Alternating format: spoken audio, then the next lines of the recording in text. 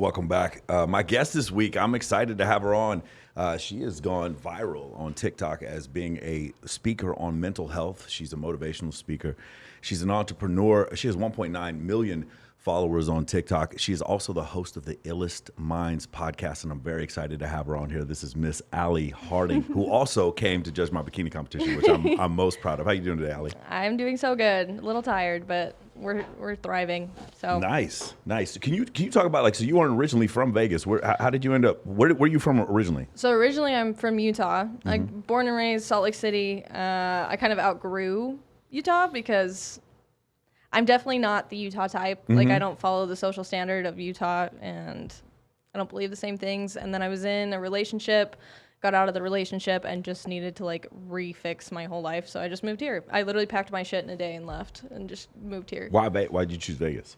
It was the most convenient. It was close enough to home that if I wanted to go home, I could. But also if I wanted, if I needed to go back home, it's only 5 hours away. But if I wanted to just stay, it's far enough away that no one's gonna. You in Salt Lake, St. George? Where are you at? Yeah, Salt Lake. I'm 30 minutes south of Salt Lake. I've never been to Salt Lake. Don't ever go. No, I shouldn't go there. It's so boring. Yeah. So boring. You want to be specific? What are the Utah things that you can't? I don't really think of a couple that I wouldn't be able to deal with. What are the ones that you could deal with? Well, here's the thing. Utah has its own rules for everything. Right. So alcohol, you know how normally beer's 5%? Yeah. In Utah it's 3%. Wow. 3%, and you can't. There's just certain things that you can't do. We have a law. There's a law in Oklahoma. It's called the 2 for 3 law, because alcoholism was so bad in Oklahoma. For every 2 beers you had in Texas, it had to be the alcohol equivalent of 3 beers in Oklahoma, because it was so bad. Yeah. Oh my You didn't know? God. Yeah, my dad used to bring beer down and smuggle beer into Oklahoma because it was like that. It was pretty funny. That's insane. Yeah, for sure. Okay, so now you're there. Now, there's a bunch of things that I want to get to, some very prevalent topics that we talk about on the show a lot. We will get to those in a second. But the first thing I want to talk about is your trademark is from suicidal to successful, right? Yes. So this is a topic we talk a lot about in psychology, and I'm just curious, where did you get that idea from? I know it had a lot to do with the situation with your brother. Can you go over that? So I didn't even I just came up with it one day. I don't even know how. I was doing motivation, and people were like, how are you so successful? And then I was like, well, I was suicidal. So it was literally just I went from suicidal to successful, and then it just stuck. And then everyone was like, oh my God, that is that is a great way to describe what you do, because I literally changed my life. So it was I was depressed and suicidal for 10 years, and then attempted suicide one night, woke up the next day and found out that my brother killed himself the same night. And I was like, I can't keep doing this shit. I have to change my life. I have to fix whatever it is that's going on. So I did intense training on my brain, where it was I have 10 notebooks at my house just filled with shit that I've done in my life, and changed my life. And now I run businesses, and I talk about it, and I am doing everything that I've ever wanted to do. So Have you looked into, because I watched 8 hours of your content just last night, the last couple nights. Have you looked into the neurochemical reasons behind depression? Have you looked into that? Because I've talked to some people about this. So when you think about it, there's a great book on this called The Happiness Hypothesis by Dr. Jonathan Haidt, and he talks about there's a level of equilibrium for each person as far as happiness. Have you ever met somebody who lives below the poverty line, but just happy as a motherfucker, got grandkids, just so happy about everything that's in life? And the thing is, for that person, there's a level of dopamine, norepinephrine, serotonin, that person has. Those neurochemicals are different, just genetically. Just we always understand things like eye color or height being genetic. A lot of times we don't understand that a baseline level of happiness, intelligence, are also things that are based on genetics. And so a lot of times when you have an understanding, for me, a lot of times because my father was killed by a drunk driver, the depression that I was feeling, because I had studied psychology, for me, I was like, okay, this is a neurochemical thing. Yeah, but the pain of losing my father is a real thing, but there's also a neurochemical a part of it. Have you haven't looked into that at all? But you said you've tried marijuana before, right? Yeah, I smoke every day. Okay, but and that's helped you before. So that is kind of part of the neurochemical response, right? There's receptors in there, and for some people, they're just different. For some people, just like, did you ever see a dude who just naturally just swole as a motherfucker, just really strong? Yeah. It's just genetics, right? Genetics, yeah. I mean, it's just something I'd just be interested in you looking at and just seeing, because whenever I'm listening to the stuff, I'm like, man, that sounds like somebody who just genetically may have a predisposition. Do you have anybody in your family that was like, obviously you had an issue with your brother? Was that an issue there? Well, he's not technically like genetically, so he was technically my stepbrother. Got it. But my dad is like super bipolar. My dad is like, he's got some crazy mental health issues. I don't talk to him because he doesn't want to regulate. He's in the victim mentality, very like, I know narcissist gets thrown around on the internet so much now, but he's like real life narcissist. Like it's so bad. So he, I just can't talk to him. And ever since I like cut him out, then it's like my life has just been so much less stressful. So right. Yeah. But that makes it much easier, right? So you, when you say regulate, how do you regulate? Like my mental health stuff? Yeah, for sure. It depends on the day. I give myself the days off. Like the other day, I just randomly got super depressed, and I was like, okay, I had all this work that I was going to be doing today. I was supposed to like package orders, film a bunch of motivational stuff, and I literally was just like, I'm not doing it today. Like I don't push myself too far. And luckily, I'm self-employed and I have a job that caters to that. And I knew that that's what I needed when I was like going through everything that I was going through. A 9 to 5 does not work for me. Yeah, I'm for sure. very like, if I want to sleep, like I need to do that. If I want to eat when I want, or I don't like asking for permission to live my life. So I knew that very young, and so I got into social media. I had been doing it for 9 years before TikTok actually blew up. So it has been easy now because I'm able to give myself kind of a break. You know, I think a lot of people, because this is an issue for me growing up in Texas and the Bible Belt, and a lot of my friends joining the U.S. military and stuff like that. The whole idea of just like, you don't spank your child enough, or they need to just toughen up. And then at me having just certain points in my life while I was in the military, I remember my girlfriend leaving me while I was overseas, serving in Iraq and Afghanistan, and just feeling like depression. And I know it's not the same depression as somebody else's, but it was really depression. And I remember the energy being gone, right? I mean, just this not feeling no necessity to do things. And then just thinking, man, if somebody had to live like this all the time, there's no Marine Corps boot camp that's going to fix this, right? And so I understand that. And then the other part is another terrific book called The Coddling of the American Mind, also by Jonathan Haidt, where he talks about in 2007 when the Facebook app got onto the iPhone, or 2008, I think it was. You can see a couple of things that happen. That generation becomes essentially cancel culture. Once that generation, that '08 generation, gets to college, that's when they start protesting people from speaking on college and throwing fruit and protesting them showing up. And that's also when you start seeing. I don't know. I've talked about this before in the Washington Post. 26% of men report having zero sexual partners in the last year. 28% of men have had zero sexual partners since they turned 18. So we just start seeing like this low end of men that have absolutely no ability to talk to the opposite sex. That number starts increasing as soon as we see the Facebook app. And then later on, obviously Instagram in 2012, we start to see that happening, and that having to do with a lot with people's mental health. Absolutely. Jonathan Haidt goes on, and he has this massive debate with Mark Zuckerberg because he thinks Mark Zuckerberg is a liar. He calls him out several times, saying that there's deleterious effects, especially on young women. Women in general are twice as likely to suffer from depression as men. For men, it's about 5%. For women, it's about 10%. And when you see that, you see all this stuff. It's really interesting that like because I grew up in that environment where it was just like fucking rub some dirt on it. Don't be a bitch and go out there and go fight this motherfucker. Like that's how we treated it, especially when I went to high school. And now I look back and I realize, no, this isn't going to work. There's a couple of times, and just forgive me for saying this. There were several times because I have a friend of mine that I care about very much, and she suffers from depression. And I'm always like, I've been friends with you for 10 years. If you're having a problem, just call me. And there's nothing I can do to fix it. Can you go over that? Because that is one of the hardest things for somebody like me who's empathetic to deal with. Is like I can't do anything to fix it. Yeah, and that's the thing is that people don't realize that if someone doesn't want to get better, and it's not even like a bad thing. It's just like if someone isn't in, because I wasn't for a long time. I wanted to be pissed off at the world. I wanted to be fucking upset, and everyone was trying to help me all the time, and I genuinely wanted to be sad. Like, it's not. It wasn't for That's your equilibrium. Sadness was your equilibrium. Yeah, it was the only thing that I knew. And so it was like all this shit had happened in my childhood that I was like, okay, now how do I deal with everything that happened as a teenager? And I don't know how to function. I have anxiety. I have like every mental illness ever. But, and so then they told me that I was going to have to be on medication for the rest of my life and like all this stuff. And I am too headstrong to be told that. Yeah. And so I knew that I felt like a zombie on medication, so it didn't work. And if I took a certain medication, then it would like spark another mental illness that made that one worse. So like if I took depression medication, it would spark my anxiety. Oh, so you were worried about taking beta blockers and then that causing them to have other issues? Because I've seen that be an issue as well. Okay, Yeah. I can Well, see and I have addicts in my family. Got Like it. my whole family is addicts, and I didn't want to be that. It took me forever to start smoking weed. Like people would tell me like you should just start smoking it. It'll probably help you. And I was like, I don't want to. Like I genuinely just didn't care for drugs. And then I started smoking weed when I was 18 and tremendous, like I had really bad insomnia. I like couldn't sleep. It wasn't, so it made me more depressed. But Yeah. my friends were always like super worried about me, but no one could tell me what to do. And so my mom was trying to do all these things to help me, therapists, fucking just everyone, and I just wanted to be pissed off, and something big had to happen for me to be like, okay, fuck, like I need to change something.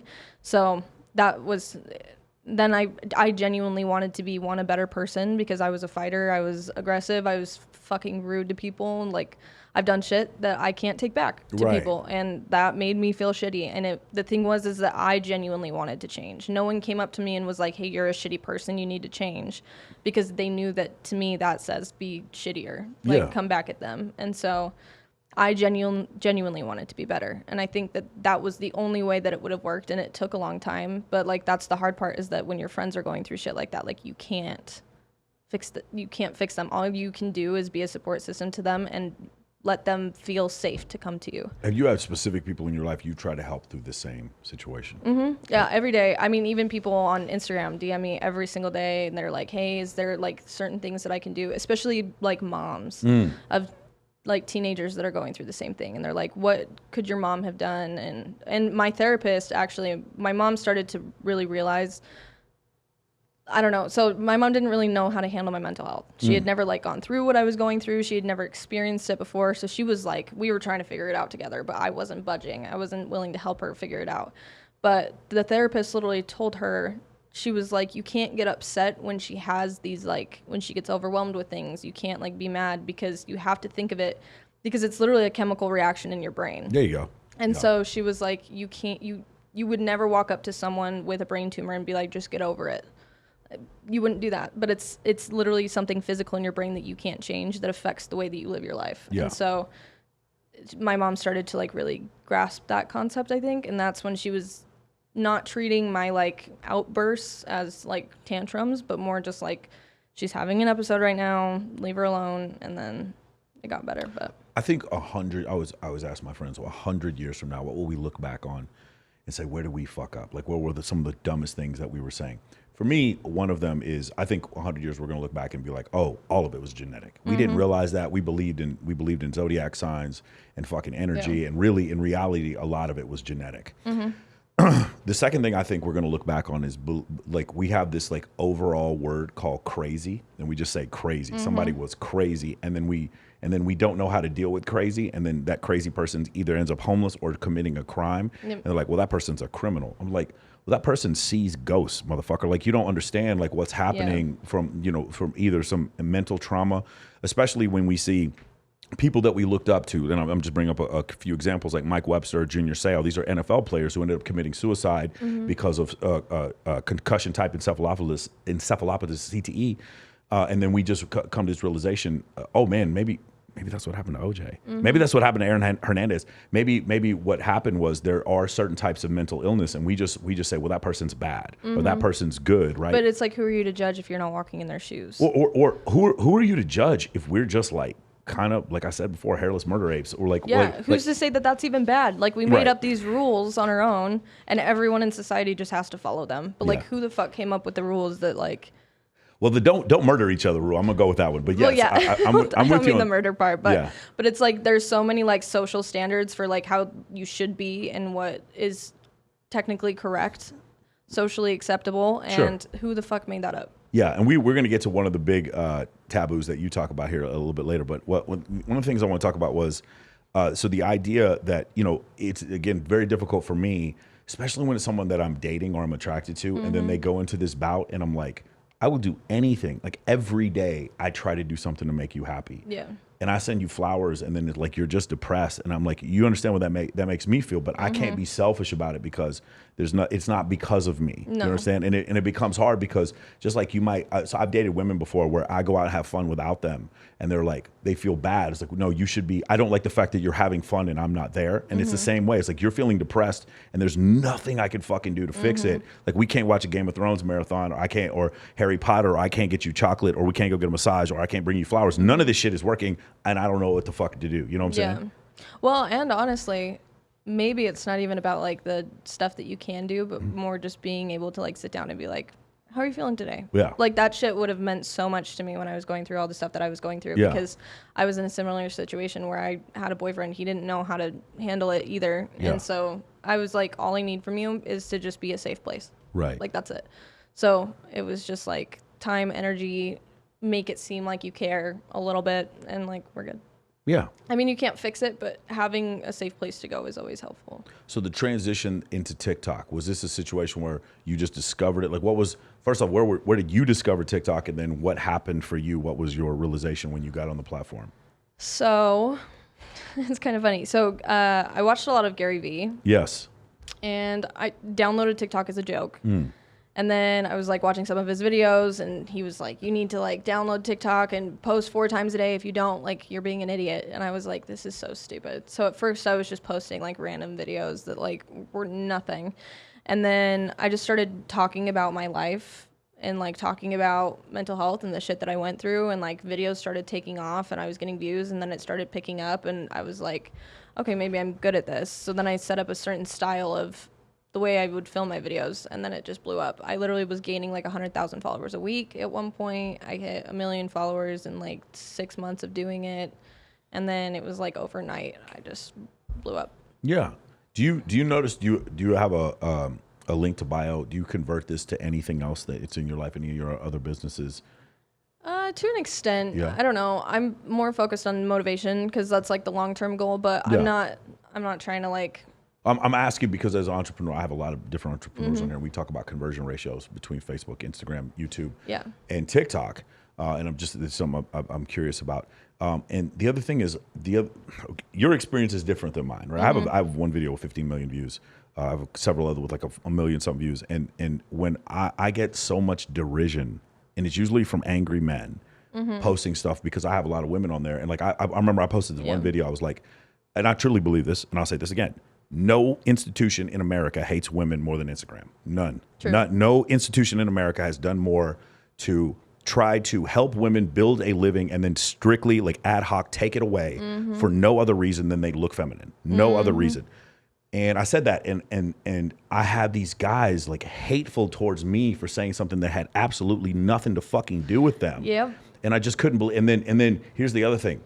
If I have a guy who comes on my podcast and he makes some controversial statement that is even slightly misogynistic, I get no negative comments. I get a bunch of dudes like, yeah, tell him. And I'm like, I don't understand.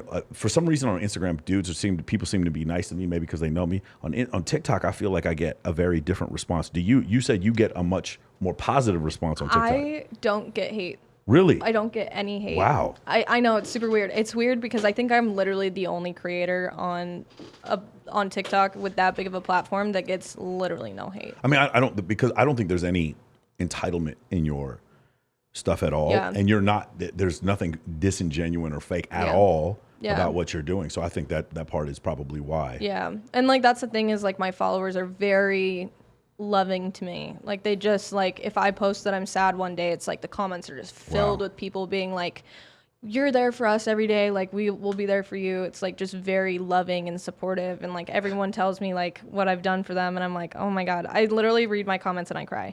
And that's the funny part is that like most people, they go to their comment, like most creators, they'll go to their comment section and it ruins their day. Mine, it's like if I'm having a bad day, I go and read my comments, and I'm like, this is not normal, especially for 2 million followers. Like, Yeah. That shouldn't. be all positive. Yeah. When I'm having a sad day, the flat earthers that hate me, they're like, fuck you. This is what you deserve. You, Fuck you. flat earther, conspiracy, Illuminati piece of shit. my Or like God. a globist. That's what they call me, a globist. A globist. Yeah, dude. I did a 3-hour and 48-minute debate with these flat earthers, and I had a physicist on and a fighter pilot, and I feel like we mollywopped them. We wiped the fucking floor with them. Do they really believe that? Yeah, Or are they 100%. just kidding? Okay, so this is a different discussion. Let's have this discussion. Okay. 4% of millennials believe the Earth is flat. 4%, and it is growing. Yes, they believe the Earth is flat because they don't. It's not because they actually think the Earth is flat. Well, maybe they do, but for the most part, it's like fuck this, fuck society, fuck whatever the status quo is. I need to show that I'm different. So some people might, get tattoos on their face, and other people like Kyrie Irving will go out and say that he believes that the Earth is flat, and you should trust empiricism. And then because here's the problem, right? When you start denying like scientific facts like gravity or whatever, like it's just one of these things where, like, again, I don't want to relitigate this, but I've told people, what I believe about vaccines. I was like, if you don't want to get one, don't get one. If you do want to get one, do get one. If you get one, don't make fun of people who get them. And if cares? you don't want to get them, then I understand that too, right? It's like, who cares? Maybe we don't know enough. But the problem was this, right? When you start saying that the vaccines 100% have nanobots in there that are going to change your feeling, God. or when you talk to people who believe that the water makes people homosexual, or you talk to people there's several people listen, Alex Jones, I'm not making this up. Oh my God. They believe there's certain types of water that turn people homosexual, or when people believe that vaccines cause autism, when there's been 600, they've done blind studies with 60,000 children, some with vaccine, some without, and the rates of autism are exactly the same. They're not slightly different. They're exactly the same. It has been irrefutably proven it doesn't cause autism. When you do stuff like that, the problem is, I don't get angry or take offense to it, but now, like, what else can we deny? Can we deny evolution? That's what these books are about. Can we deny? So now can we deny gravity?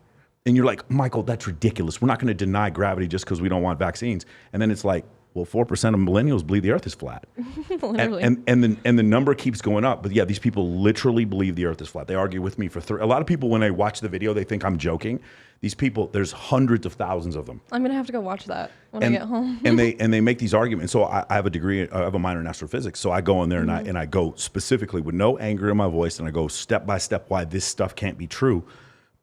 Facts. And no one had ever done this to them because they're used to either dealing with people who aren't educated enough to speak backwards, or they run over people. Well, no, there's not a man alive is going to run me over on my podcast. So they come on here and I'm just like, no, you're not going to take this motherfucker over. I'm going to explain to you why I can see the Southern Cross at 3 different points in the Southern Hemisphere. That means I'm facing the same direction, which means the fucking Earth is round. And they're like, no, that's not. They don't have an explanation for it. And Well, no that's the thing. People just want to be upset Yes. nowadays. Well, no, in this case, I think they want attention. I think what happened was, like, for some people, they want to be part of a group.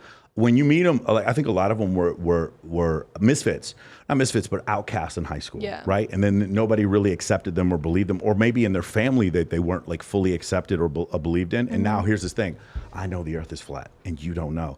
99% of you, you're all fooled. I have this piece of information that you don't have, which makes me special, and you're not special. That's what happens when you believe that, or you feel a part of that group. And it's not just the Earth being flat. There's a bunch of other conspiracies that are like that.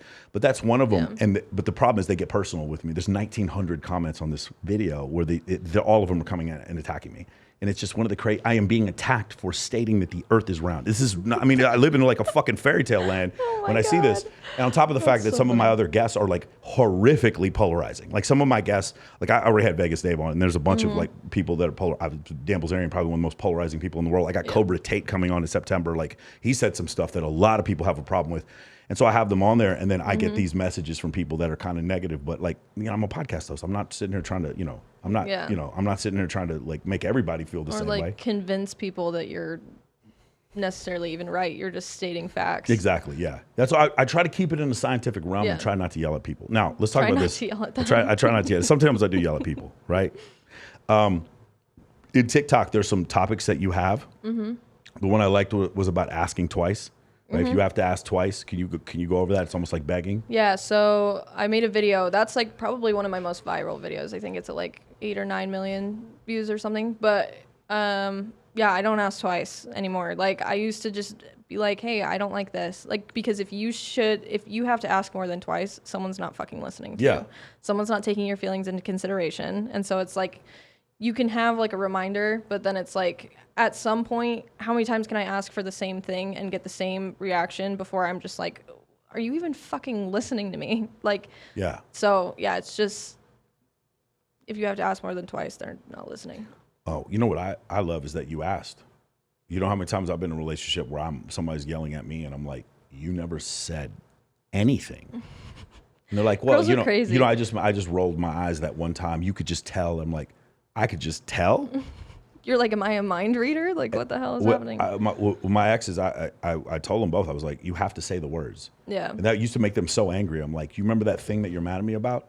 You have to actually say the words with your mouth or you can't be mad at me. Yeah. That's one rule. Well, I have two rules. Number one, we can't talk about each other behind each other's back. You cannot complain about me to your friends, and I'm never going to complain about you to mine.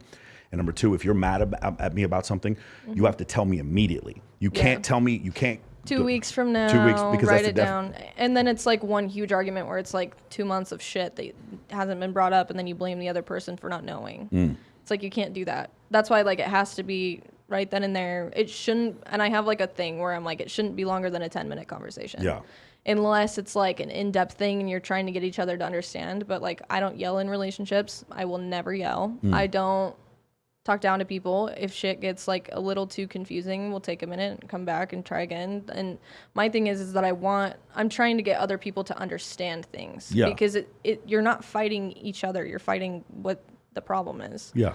And so it's like, if you can't get to the bottom of something, and it's really, and that's the thing, is like 90% of like arguments in relationships are over stupid shit. Yeah. Stupid shit. Like where you want to eat. And then it'll like turn into a big fight, and it's like, this is so fucking unnecessary. Well, it's a big fight because they're passive aggressive. It's a big fight because they didn't want to address it at the time. Yep. Right. And then like a lot of times, I'll be very honest with somebody about something, and they're like, yeah, it's totally fine. And then later on they bring it up like it's a problem. And I'm like, no.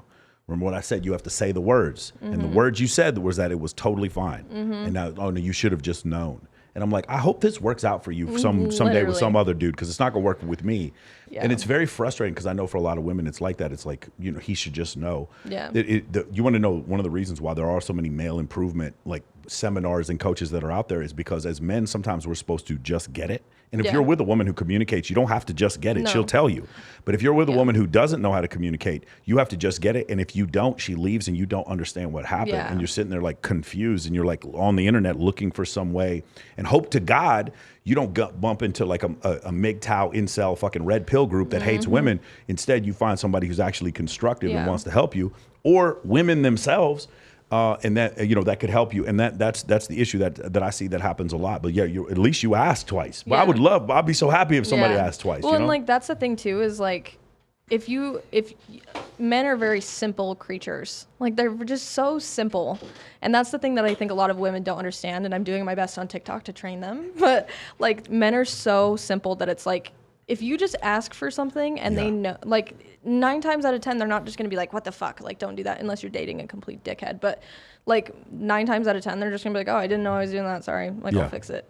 And like, that's it. Like, it doesn't have to be like this long drawn out thing where it's like, but I feel like girls are in their head a lot and they overthink. Yeah. And they're constantly being like, I want the perfect boyfriend. I want him to be perfect and do all the things. And he should just know to bring me flowers one day. But then it's like, as a girl with girl brain, I know that like if you do ask for like certain things, at that point it's like, what's the point? Right. Like if I were to be like, hey, can you like bring me flowers like next Tuesday? Then it's like, of course, you know what? But the thing is like there's a way of saying things where it's like, I would appreciate if you would like do this more, or I feel loved in certain ways that maybe you don't, and we're different in that aspect. But I need to feel it this way, and what you're giving, like that's great, but also I need it in a different way. That is another thing. I think the massive difference between men and women is so for women, the word in statistics is negative kurtosis.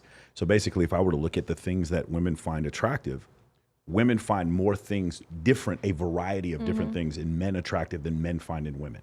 Men, generally, like you said, men are very simple, and especially with initial attraction. Later on, when we're like looking for a wife, this is a different discussion. This but is like first look. for first look initial attraction, Yeah. there's a reason why I'm hosting a bikini competition with women. Ass, right? titties. Yeah, I mean, You're happy. I was going to say facial symmetry and signs of youth, but she said ass and titties. Okay, there we go. That's going on TikTok. They're very simple creatures. Yeah, very simple creature. So you understand that, right? So that would be called positive kurtosis. So it's just like the normal distribution is just straight up and down, and it's very much. It's like if I was in a room with 100 men, and I was like Jessica Biel at 19, raise your hand, and everybody's like yes, 100%, all of us. Like Dusk Till Dawn. What's it? Selma Hayek.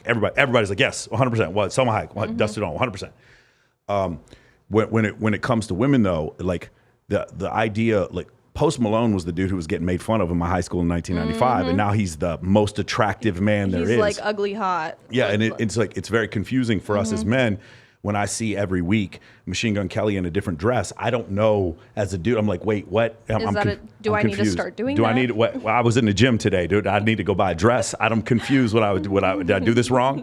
And it's like, and it's just more of a dress, and it's very confused. When I watch Tekashi 6ix9ine, like he's a snitch with like purple, like green hair, and then he has all this money, and then as a dude, I'm confused. Like, what am I supposed to do here? I'm not a snitch. I don't understand how this, but why is this attractive? I think it's just people being different, like men that are just different because women are so used to seeing the same thing. Yeah, it's yeah, like for sure. Guys that go to the gym and they eat healthy and like that's what they see all the time, tattoos, whatever. But like guys that are different, it's like, whoa, he's so out there. He doesn't give a fuck. It's a confidence thing, I think. Sure. I don't get it. But Have you ever read anything on this though from The Function of Evolutionary Psychology? That book behind you is one of the best books ever written. It's by Dr. David Buss, the Evolutionary Psychology textbook. He's wrote 3 books that I would recommend. Evolution of Desire, Why Men Behave Badly, and then another book called Why Women Have Sex with Dr. Cindy Meston. That one is fantastic. It's 238 Reasons Why Women Have Sex. Chapter 1 is just, I'm attracted to men. Chapter 8 is like extortion. Like it is an absolutely mind-blowing. They survey 17,000 women anonymously and ask them why they have sex. And some of the women are like, well, Becky keeps fucking the new guy and fuck Becky, so I'm going to fuck the new guy now. my God. Like that's what one of them said. I'm like, God damn, like they're so honest. And so when you read that, that's where you get into kind of the same thing. The evolutionary theory answer might be, well, this guy, the tattoos thing, especially the tattoos, the roids or whatever. It's like in some way, they're showing either access to scarce resources or like the leader of the tribe. Does that make sense? If you're willing to put tattoos on your face, there is some level of risk taking that you're willing to do in general that some women will find attractive. yeah, because it's just adventurous. It's something different that most guys aren't willing to do, or most people aren't willing to do. For sure. And it's just like, I think it's kind of the like I don't give a fuck attitude, that because girls are very like, they want fun and exciting, but they want stable too. So it's like you have to kind of pick one. Do you have any female friends that say they want one thing and then date a completely different thing? Oh, absolutely. Absolutely. Like what have you seen? I don't even know. My friend is, I mean, I've done it too. Like last year I was like, I fuck anyone who hurts my feelings. I was like, men better treat me good. I was like, because my standards are up here. And I'm like, because I got so confident within myself that I was just like, I was completely happy being alone. I got to the point where I was like, I don't want a guy coming in and fucking up my process, like at all. Leave them on the streets. Yeah, I was Fuck like, 'em. I don't even, because I was just so content with being by myself. I loved it. And it wasn't even like I was dating around. It was literally just like, I don't want to deal with someone else, like someone's crusty son coming in, like ruining my day. And then that's exactly what happened. And I was like, see, this is why I don't do that. Crusty son, what do you mean? He looked like he was just garbage. Oh, okay. Crusty. So somebody might think the motherfucker had a son. You mean a Oh, crusty no. son? You use Somebody's a crusty son. figure of expression. Yeah. Okay, got it. So but I was like, no one's going to hurt my feelings. And then literally 2 months later, I'm like being cheated on. I'm having seizures every single day because he's screaming in my face. It's like I was a therapist, and then I was taking 2 naps a day every single day. I literally lived. You were being his asleep. therapist. Yeah. Figuratively, you were his therapist. Yeah. Every Got it. single day, he would come home from work, bitch to me, and then go to sleep, wake up pissed off for a year. Yeah. That was my everyday. And I was like, I can't do this anymore. So I didn't. This is all incredibly frightening to me. I mean, honestly, it is. Like, whenever I meet a girl that I like, and then she tells me, like, her 3 ex-boyfriends were, like, really mean to her, and I'm like, I tell them straight up at dinner, I'm like, I can never do that to you. Like, I'm never going to kick you out of my car. Yeah. I will never, ever, ever call you a whore in front of my friends for Yeah. any reason. If you punched me in the face, I would not do that. Yeah. You understand that if I want to see someone else, I'm going to tell you, I'm never going to lie to you. Yeah. The level of abuse you're used to, you're never going to get that from me. You might want to leave now. Yeah. I've had that just at Mastro's in the fucking like VIP area. I've actually had that exact conversation. I'm like, you might want to leave now because the whole thing where you went back to your ex after he kicked you out of your car. Yeah. Like I'm not going to kick you out of my car. So Yeah. like, are you sure this is what you want? Yeah. You know what I'm saying? That's my rule too, is I will never go back to an ex. If Right. it ends, then like I did all that I could, and I will try 400 times. Yeah. Over and over, but the second that I'm done, like I literally packed my stuff while he was at work and just left. Yeah. Like that's how I broke up with him. And so it was like, but it had to be that way because he was manipulative. Yeah. And that's the thing is like, that's how I knew, because that one like beat me up really bad. Like mentally I was fucked. Yeah. Like I was like not okay. But he, like I'm friends with all my exes from before that. Like, Yeah. well, except for one more. But like we're cool. Like I can text them, and that's how I was like, I'm not used to this, but it's because I have a rule with dating and breakups is that we have to be happy before we break up.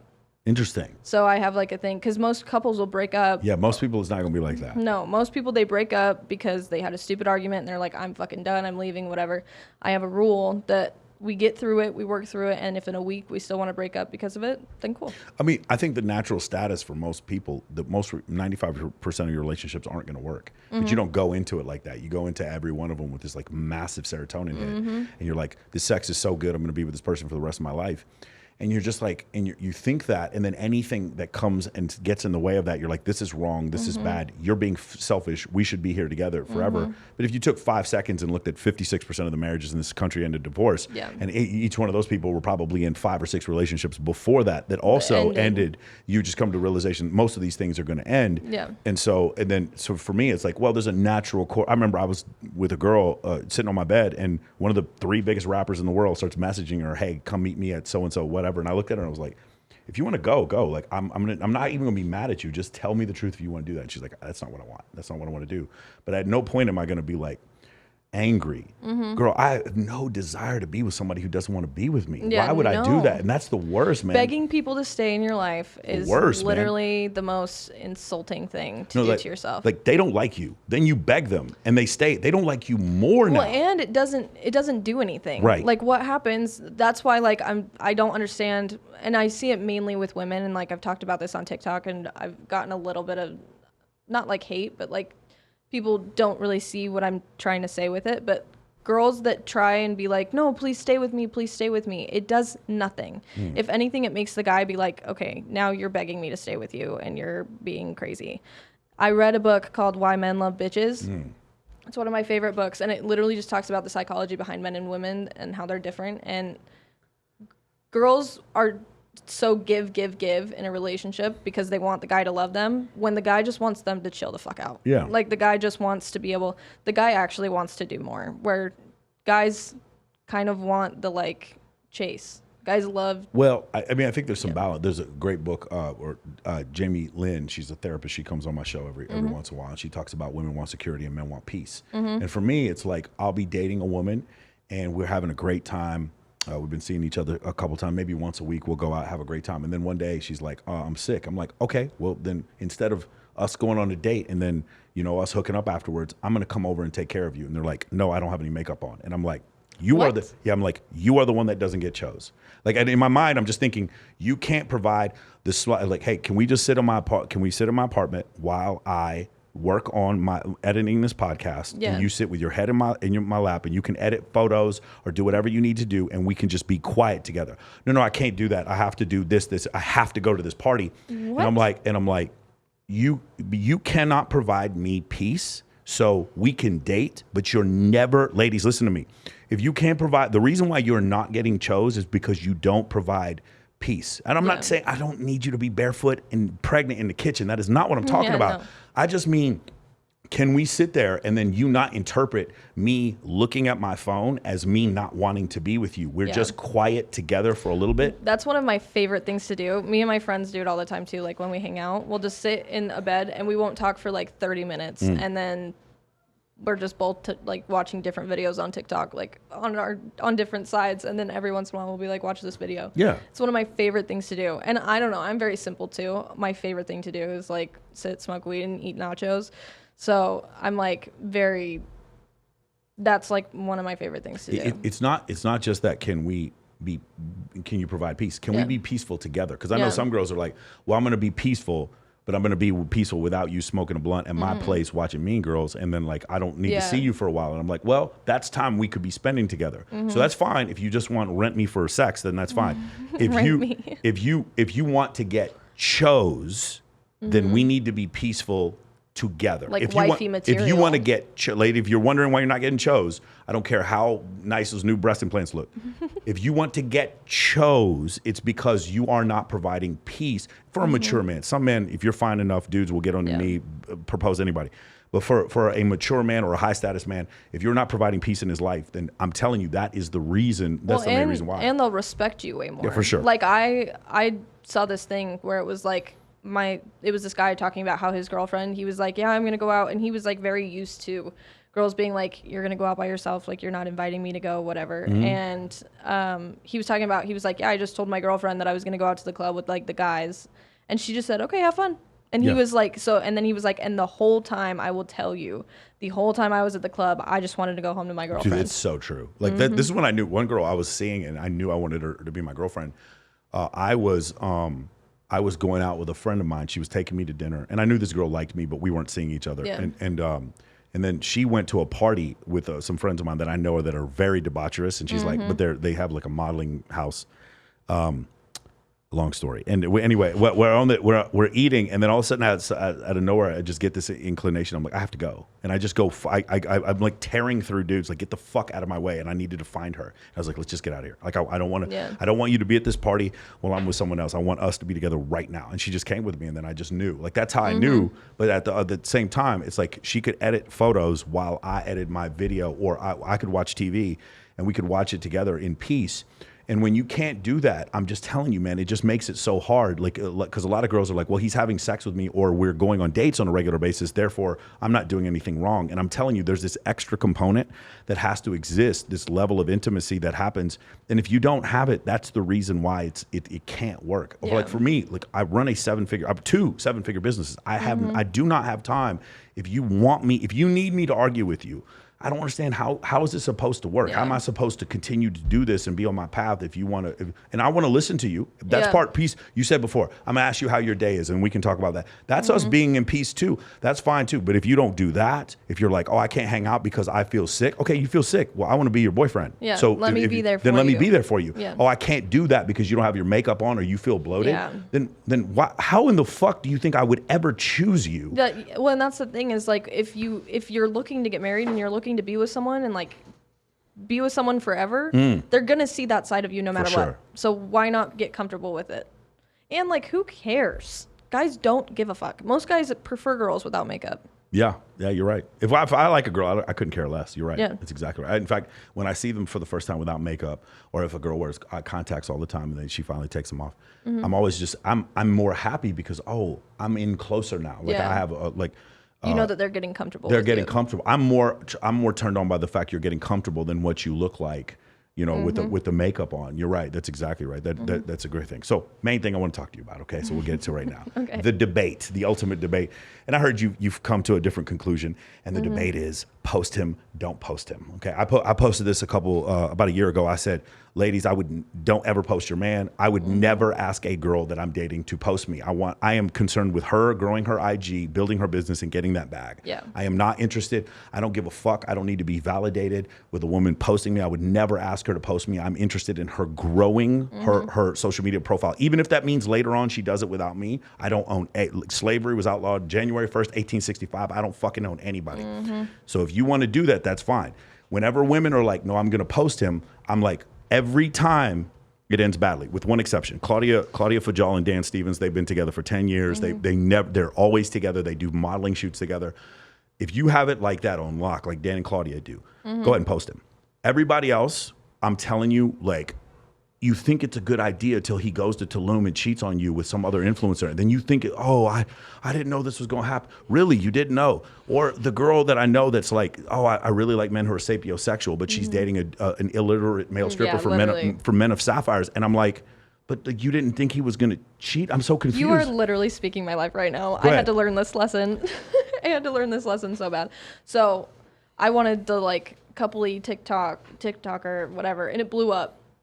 We had like videos that had like 18 million views because I knew that it was like couples grow, like people like watching couples. And yeah, we posted together every day. We like every, but then it's like the breakup comes. You break up with them, and then it's like you have to tell your audience that you guys broke up. They're gonna ask questions for the next 6 months. They're gonna know exactly who it is, so they're gonna go and hate on them, and Yeah. they're gonna like cause a bunch of issues that are unnecessary. Like my ex literally left the internet for a month and a half. Okay, this is a different ex. These are two different exes, right? That we're talking about. The No. one that was not. So this is the same guy. Yeah, most recent. This is all. Oh wow, I thought it was two different dudes. because Okay. I told everyone that I left for my mental health. Like I literally was just like The reason why I'm confused is because I see one thing where you're doing a video where you're driving with one dude and he's not covered in tattoos, and another dude who has neck tattoos. These are not two different dudes. no, it was fake tattoos that we did for a photo shoot. Man, you confused the shit Sorry. out of me. Okay, one Fake- dude. fake Okay, photo now shoot. I even know who it is. Okay, I'm about Yes. to go hate on this dude right now. Oh my gosh, I'm gonna hate on him no, right now. no. No, I'm kidding. Go Oh my ahead. gosh. But so yeah, it's just like, but then the time comes when you have to tell your audience, and it was like because I told everyone that I left for my mental health, Yeah. and I like left it at that, and he did some like very horrible shit to me, but I didn't want to come on and make it Was like this a big after thing. you broke up or before? After. After you broke up. Now, while the reason you break up was, you mentioned before, you were just at a place where you didn't want to be in a relationship anymore, or what was going No, on? I was having seizures every single day. 'Cause Really? He was screaming in my face, and I like literally, and I don't yell Was that back. a recording of him? Was your recording you That's played? a different one. Okay, that's a different dude you were dating. So that guy tried to kill me. He- This is after the first one. Or before? I'm confused Or at in where the we're middle? at. Okay, when I was 18, Uh-huh. I dated a guy who was like way older than me. Okay. And he tried to murder me. Oh, wow. Yeah, like literally like looked me in the eyes and was like, "I'm gonna kill you." And Okay. I was like, "Okay," as he's like trying to kill me. So I had to I left him, and then I was in a good relationship. It just didn't work out. And then this last one was this last year. I just left him in February. Okay. But Hey, I'm blanking this out. That's the same guy?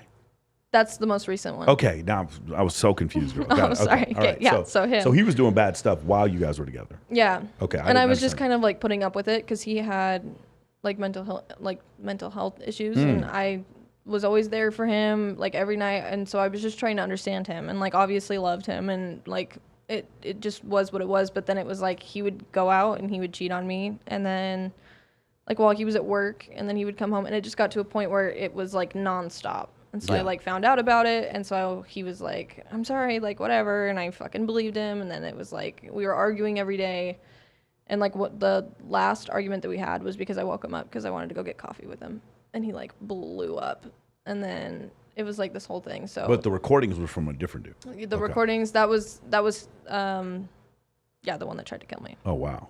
Yeah. Okay. Yeah. Those are the only two bad ones though. I'm usually pretty good at picking them. Yeah. But Okay, so let's talk about the post him, don't post him, because I have a debate with a Mm-hmm. good friend of mine right now, and she's just as smart as I am. She's just as accomplished. She's a very, very accomplished person. She knows who she is. She's watching this motherfucker right now, and I keep telling her, I'm like, have fun, do Yeah. what you need to do. Good job, super good looking guy.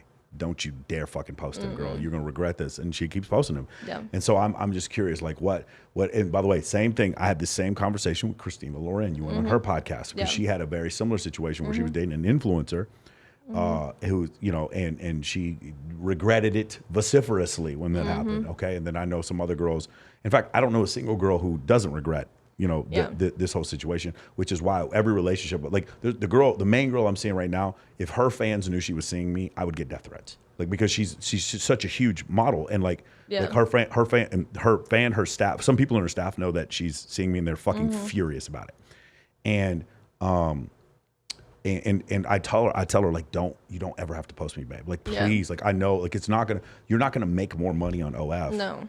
Or get more followers because of me. So don't do it. Don't post it. And we're not exclusive. Yeah. It's definitely not worth it. yeah.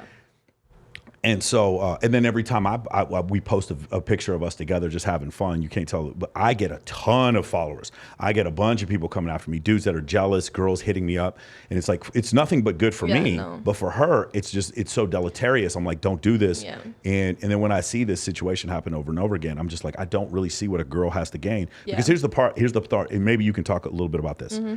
If you're a female influencer and you're dating a guy, that guy all of a sudden becomes a prize that he never was before. It's true. Because of a term from evolutionary psychology called the mate copying strategy, or more colloquially, we say the word pre-selection. Pre-selection or mate copying strategy is the reason why a man who may be normally a 6, I'm just using arbitrary terms, all of a sudden becomes a 9.5 because Pete Davidson is now dating Kim Kardashian. That effect. So that's essentially what happened. So now these ladies don't understand. They put this target on their back and their man's back. It's artificial. Again, it's completely unnecessary.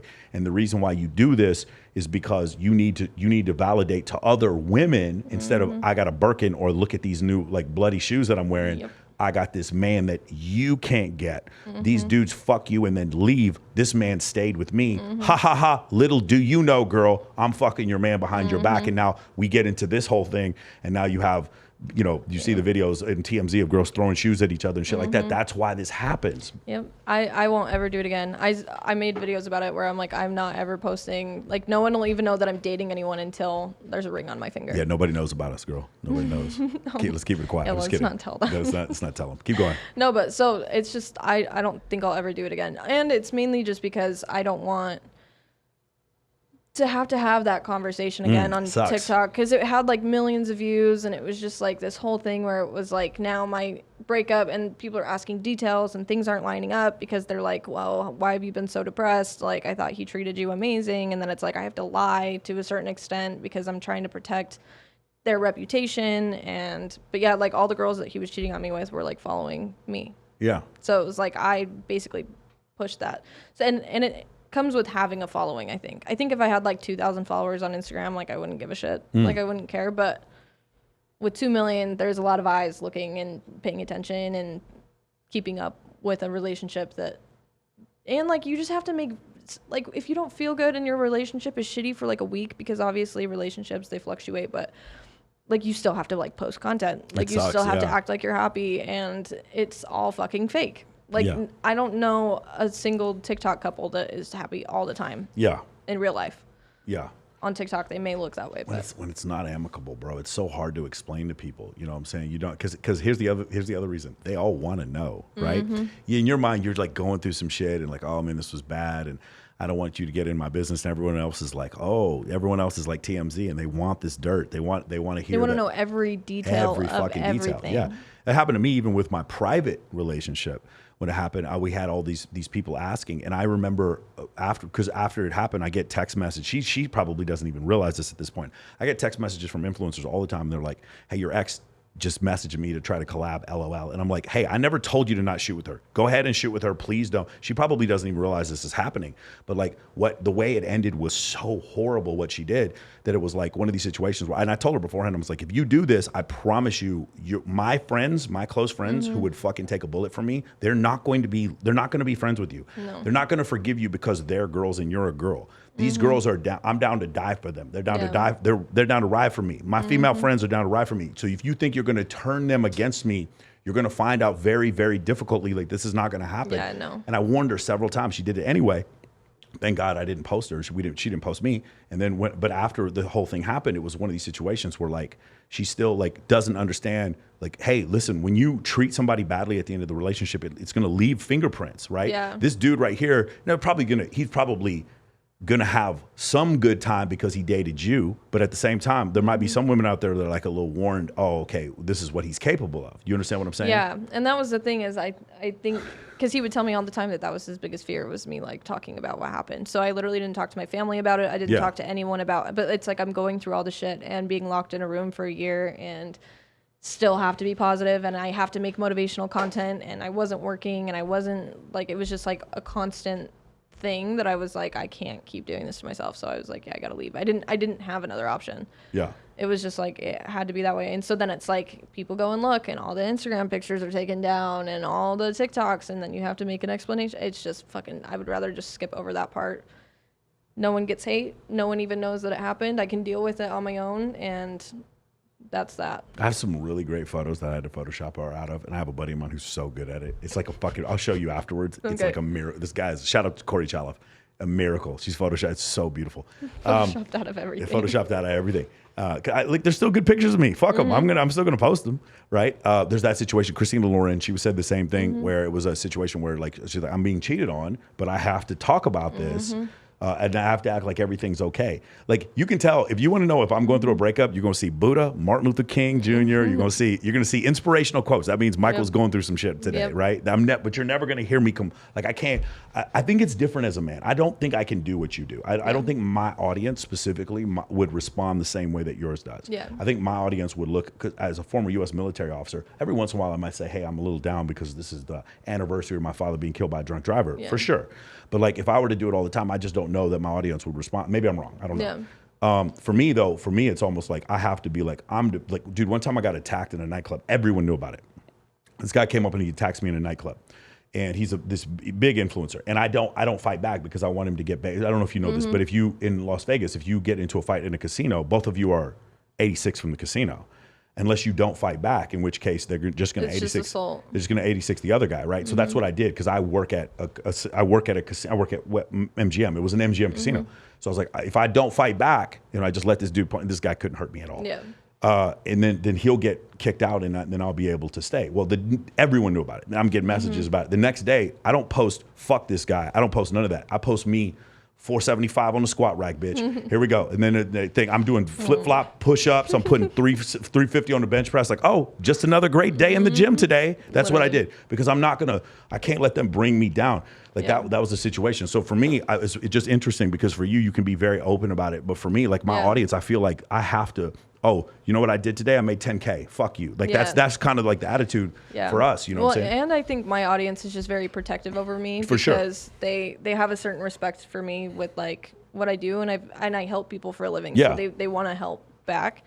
And so I think they think that they're helping me by attacking someone that hurt my feelings. When I heard the video of the dude attacking you, I wanted to call you and be like, hey, could you have that dude give me a call? He literally texted me, and I was like, I'm gonna die. Like, he hadn't texted me since I was like 18. And he texted me last year, and I was like, yeah, I'm gonna die. I don't know. He was like terrifying. I'm never worried about dudes like that. And for me as a man, because dudes who yell at women like that, they don't want to yell at me. For some reason, they get real fucking quiet whenever they don't want to yell at another man. Well, and like, he knew that yelling is like the one thing that'll like, of course, it'll trigger you. Yeah, because you can say whatever you want to me. Like, I don't give a shit. Yeah. I'm like, you can tell me I'm a bitch. I don't care. But if you're like screaming in my face, I have like, my dad was a yeller from like when I was a kid. Wow. So it's like scares me. And so he knew that, and that's why they use what they do. But I will never react ever. I've learned that reacting is usually what makes it worse. What were you? I did a lot of yelling at the beginning competition. Well, I wasn't. That didn't no, freak it you wasn't. Out. That was fine. No, it's like, it's not like I scream and yell. I'm a loud bitch, but like, it's like when you're like screaming shit at me. Oh, right. It's like in an aggressive way that I'm like, oh my God. But like, loud noises don't bug me. Yeah. It's just like, if it's an attack and you're like screaming in my face, I'm like, that's why I had a bunch of seizures. From the yelling. Just to clear it up, at my bikini competition, I treat it like a high school football team before. She understands. Pep rally. Like, it's a pep rally. I specifically put everybody's hand in the middle, and I'm like, yo, motherfuckers, and I'm screaming at them, this is what we're going to do. Yeah. And they tend to react good to it, but I don't want to offend anybody. I'm like, I love you people, that kind of thing, but I do scream. And so I didn't know if like that was it's not stuff like that. It's like if you're screaming in my face, like being like, you're a shitty person. Okay, so now, neurologically, can you explain this to me? Someone is screaming at you, you have an actual seizure, like you're what is it, what is it, the part between the two hemispheres of the brain, cognitive. No, there's a string of nerves that go. God, I'm gonna hate myself. George, can you look this up? It starts with a C. It's the string of nerves that go between the two hemispheres of the brain. When people have seizures, they will actually sever that so that people don't have seizures anymore. When you have severe seizures, I'm not saying that's what.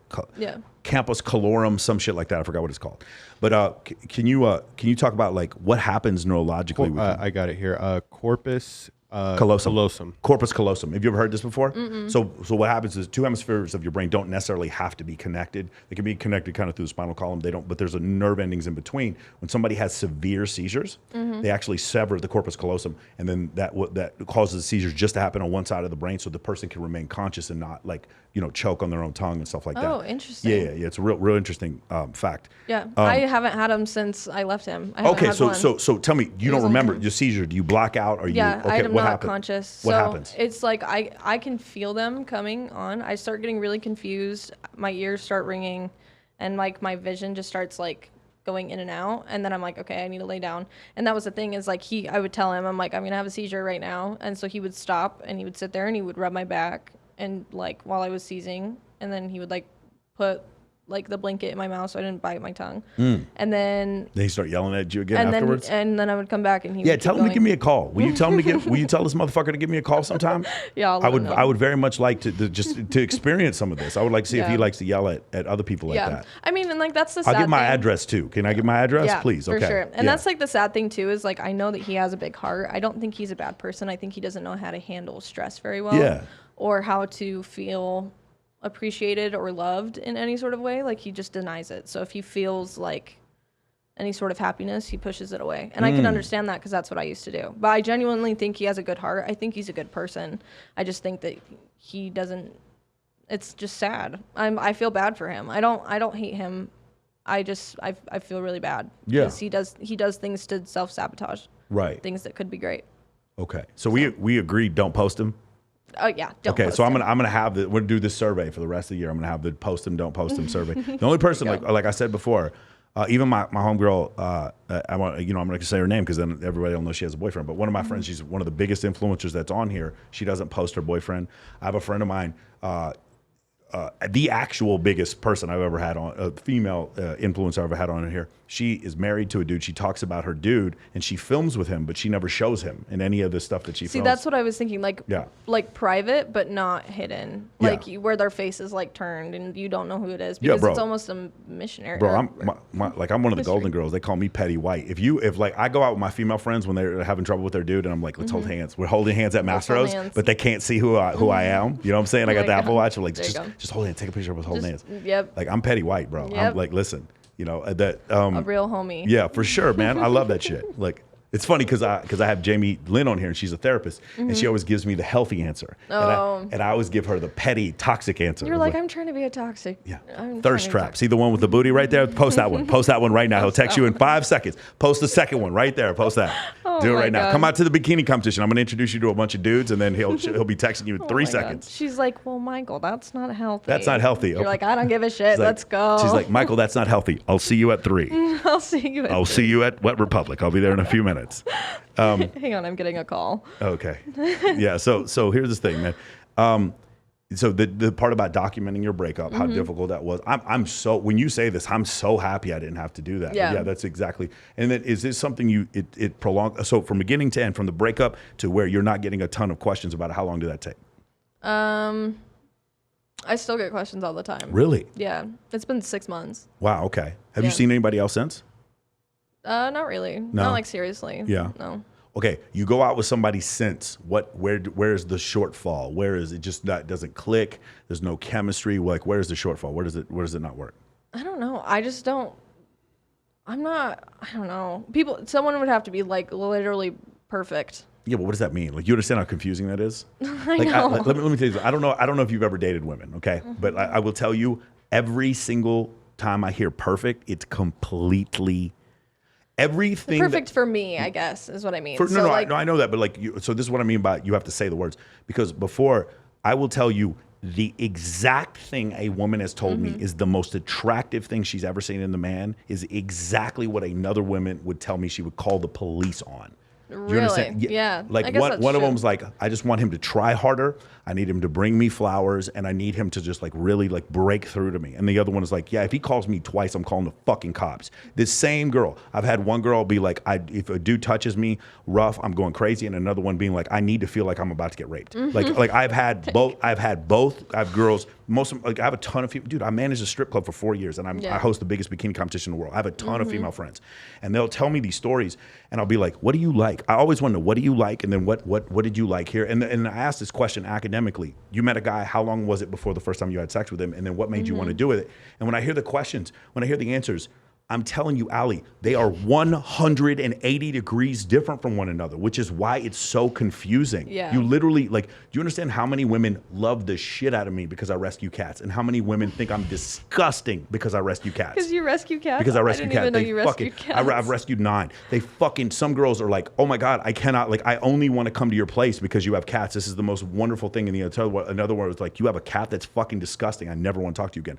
You have no idea how it is for a man. Whereas that's true. For a woman, it's just like, there's no dude who doesn't think you're attractive. Every dude thinks you're attractive. Like for me as a dude, it's like you even said it. Oh, girls are tired of being in the gym and working on yourself and working on your business and Not having a master's degree. Michael, you That's studied not what I meant. astrophysics and you were a military officer. That's boring. Oh my like that's what gosh. that's like. Oh fuck, that's boring, bro. George, did you know that's boring? This shit is boring. I play basketball every day. Boring as That's fuck, boring. bro. I I don't didn't have say any it was tattoos on my face. boring. I have never snitched to the feds. Like I'm Hey. just fucking boring. I just have a I podcast. didn't say that. I know. What I had said was that I think girls, like girls that find like 6'9" attractive, Yes. they like the different. I sure. don't get it. I don't get it. I'm into guys that go to the gym. I'm into the fucking tattoos and the fun. I'm very into passion. If someone is passionate about something, I don't care if you are passionate about flipping burgers. I don't give a shit. If you love what you do, and the more different, the better. Like, if I see a guy like doing his passion and like when their face lights up talking about it, I'm like, fuck yeah, that is the hottest shit to me for sure. I don't know. That's like, and that are like gentle, but also like assertive, which is like the alpha thing where it's like you're gentle with me, but assertive Okay. everywhere else. You use that term. A lot of women, especially women with like gender studies, don't like that term. That is a real term though. Alpha? Yes. So when we talk about with gorillas or bears or bulls, alpha is clearly it's a term that's used in biology. This is not not taxidermy, but like animal behaviors, right? When we start using that with Homo sapien males, then it becomes offensive to some people, right? Because then we get into toxic masculinity and all this kind of stuff. The reality of the situation is contextually, there always is an alpha. If I'm the alpha in my group when we all go to dinner, and they're like, well, Michael's the one talking the most. He paid for dinner. Everybody's here to see Michael. It's Michael's birthday. In that moment, contextually, I'm alpha. Then we all go up and we walk into the next room into a Tony Robbins seminar. Guess who's the alpha now? Not Michael anymore. Tony Robbins is now contextually the alpha because we're all watching. Same thing. This happens to my guy friends all the time. They take a group of girls to Omnia and then Steve Aoki comes on stage and all of a sudden they're not the alpha anymore. Steve Aoki's the alpha. Yeah. And so that is a real term, no matter how offended people get because of that term, because when you say alpha male, that also means beta male, right? And Yeah. then if you say, well, a beta male more in touch with his feelings, or he's a snitch, or all these other things, like, no, those aren't beta qualities. You're just being like, it's your toxic masculinity, and I don't agree with that. I do think Yeah. that there are things that women find more attractive than others in general. And when Yeah. you bring those up, some women find that offensive. And the reality of the situation is, if you don't like men like that, then stop dating them. Yeah. You know what I'm saying? Because you're going to keep seeing those traits over and over again. So Yeah. Anyway, I just thought that was interesting. You Yeah. use that term because I know a lot of people don't like that term. Yeah, no, I don't have a problem with it. And I don't like, that's the thing, is I'm very picky with the way that they act about it. Because, like, I like a guy that is gentle and soft with me. Yeah.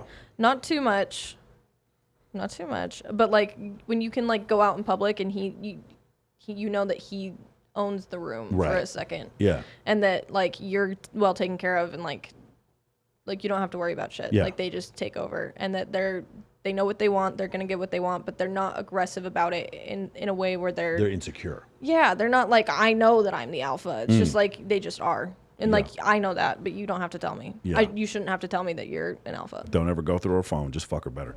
Anyway. Real shit. Real shit.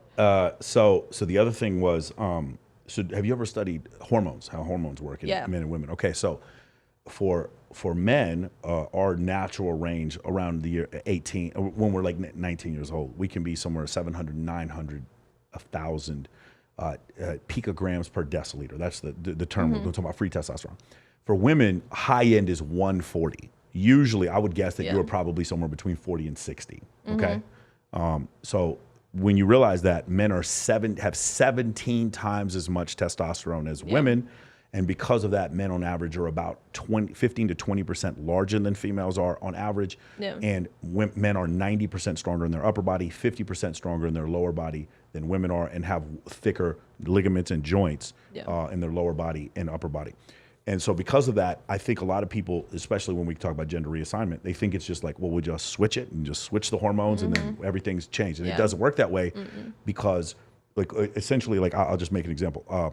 And I'm not trying to say this to be arrogant. There is no woman I've ever met who can bench press as much as me. And I'm not saying I can bench press a ton, but I don't think that's a like flex. I Right. think that's just For like sure. a fact. I've never seen a woman in my life bench press 350 Yeah. ever. So I don't think there is one. And that's not a knock on women. It's just, what does that mean? That means there's something that's diamorphically different. If I've never seen a woman bench press, if I know 100 dudes in high school who could bench press 350 and not a single woman, there's something there. There's something there. And so if something is pervasive amongst the entire species, it must exist. It must be somewhere in evolution. Yeah. That makes sense? And so when you get into that, now the genders are actually different, and now people find that offensive. But the reason why, one of the main reasons, is because of testosterone, right? So the other reason why is, if you look at women, generally their eyes sit bigger in their head because of estrogen, whereas men, they have a thicker brow bone and cheeks. Why? Because men compete with each other. They would get hit in the fucking face. Like it's a very different type of bone structure, right? Yeah. And so when you see that over time, a lot of times women don't understand because, okay, this is where I was going to take this. You have men who cheat, men who don't cheat. You have women who cheat, women who don't cheat. Yeah. The men who cheat and men who don't cheat in a relationship report the exact same, this is from Dr. Buss's book, the exact same amount of satisfaction in the relationship. When women cheat and women don't cheat, the women who do cheat, 80% of the time they report less satisfaction in the relationship, which would indicate when men cheat, they're not looking to end the relationship. When women cheat, they are looking to end the relationship, Yeah. right? It's like an excuse. Well, it's not just an excuse. It's like the idea of like wanting casual sex. A woman thinking she wants casual sex she does not understand what that means for a man. For a man, it literally means nothing. Yeah. And that's really hard for a woman to understand. It means fucking, because in the way I'm explaining it, it's because 17 times, imagine the horniest you've ever been in your entire life. Now you're 6'1", you weigh 235 pounds, and you don't give a fuck what they look like. I'm not saying me specifically, but I'm saying like, shout out to the U.S. Army, the U.S. Marine Corps. Shout out to all my Marines, friends for in the sure. Navy. Shout out to all my friends. Air Force, we don't do that, but in the Right. in the Navy, shout out to 18 to 80, blind, crippling, crazy. Like when and so women, it's hard for them to understand that because even if you wanted casual sex, I bet you the dude is going to be stunningly good looking. For a man though, it's really funny because Dr. Buss does another study. He's like, for long-term, short-term mates for men and women. For women, long-term mate, they want a high level of intelligence. Yeah. For a short-term mate, they also want a high level of intelligence. For a Yeah. man, long-term female mate, they want a high level of intelligence. For a short-term mate for a man, the level of intelligence was so low that they would stand to the point where it was embarrassing. It's like because they wanted to trick him. They didn't even wanted to trick 'em. care. They didn't care whatsoever what her level of intelligence was. So it's just one of these interesting things where the genders are so completely different because of the way we look at sort of like short-term sexual intercourse. Yeah. Well, and I think that like to girls, it's like, why, if it literally means nothing, then why is it worth risking the relationship? Sure. I think that's why they get so offended. Of course. Well, I think they get offended because of the lying. I think the lying is the worst. Oh, for sure. Yeah. For sure. That's why, like, even in my last relationship when he was cheating all the time, I'm like, I have literally brought up being in an open relationship. But that was the thing, is he didn't want me doing the same thing. Of course. But I didn't care. Well, you like, I was like, transition to my next point. Keep going. but yeah, so it's just like, I'm willing to try everything and see what works. I don't really care that much. I don't think that we should be owned. Like, I'm down for a monogamous relationship. I'm also down for literally whatever. I don't care that much. Okay, so here's the thing, right? So that he's weighing these two things in his hairless murder ape brain. Okay, and here are the two things. One thing is I get to have sexual intercourse with multiple women, which my choices may be, great because I'm a high status male, but they're never as big as yours. Yeah. Yours are way bigger than his because you're female. Yeah. So he's like, okay, so I have a choice of all these other women, and then here's the thing that I have to weigh it against. Other penises going inside of my girlfriend, right? And so now I'm weighing these two things. And I will tell you, for men, this one weighs a lot more.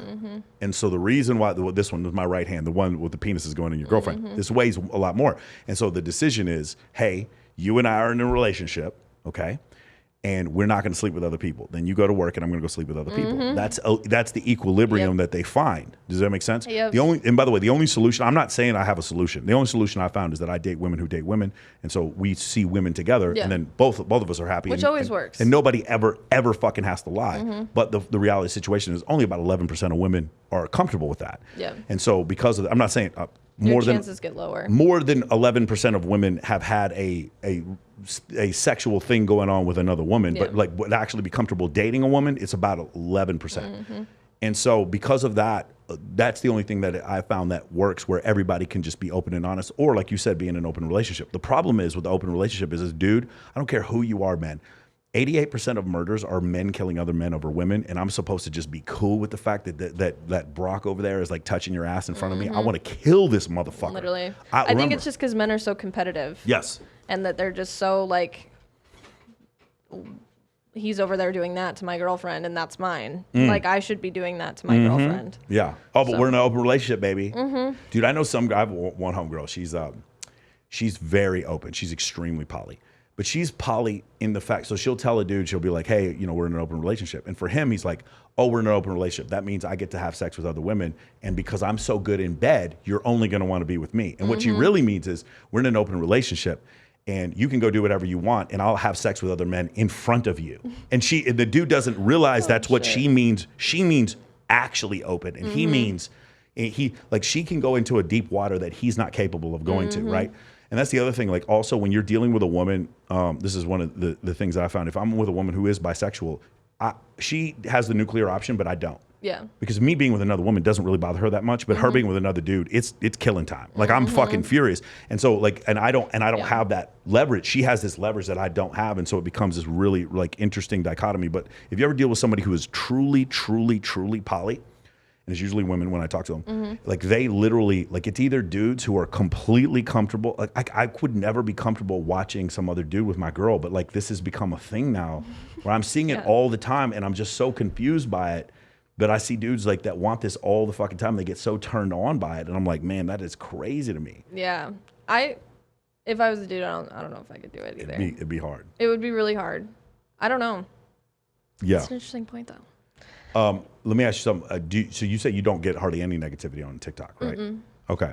And then you have made your main topic be mental health. Yeah. Right.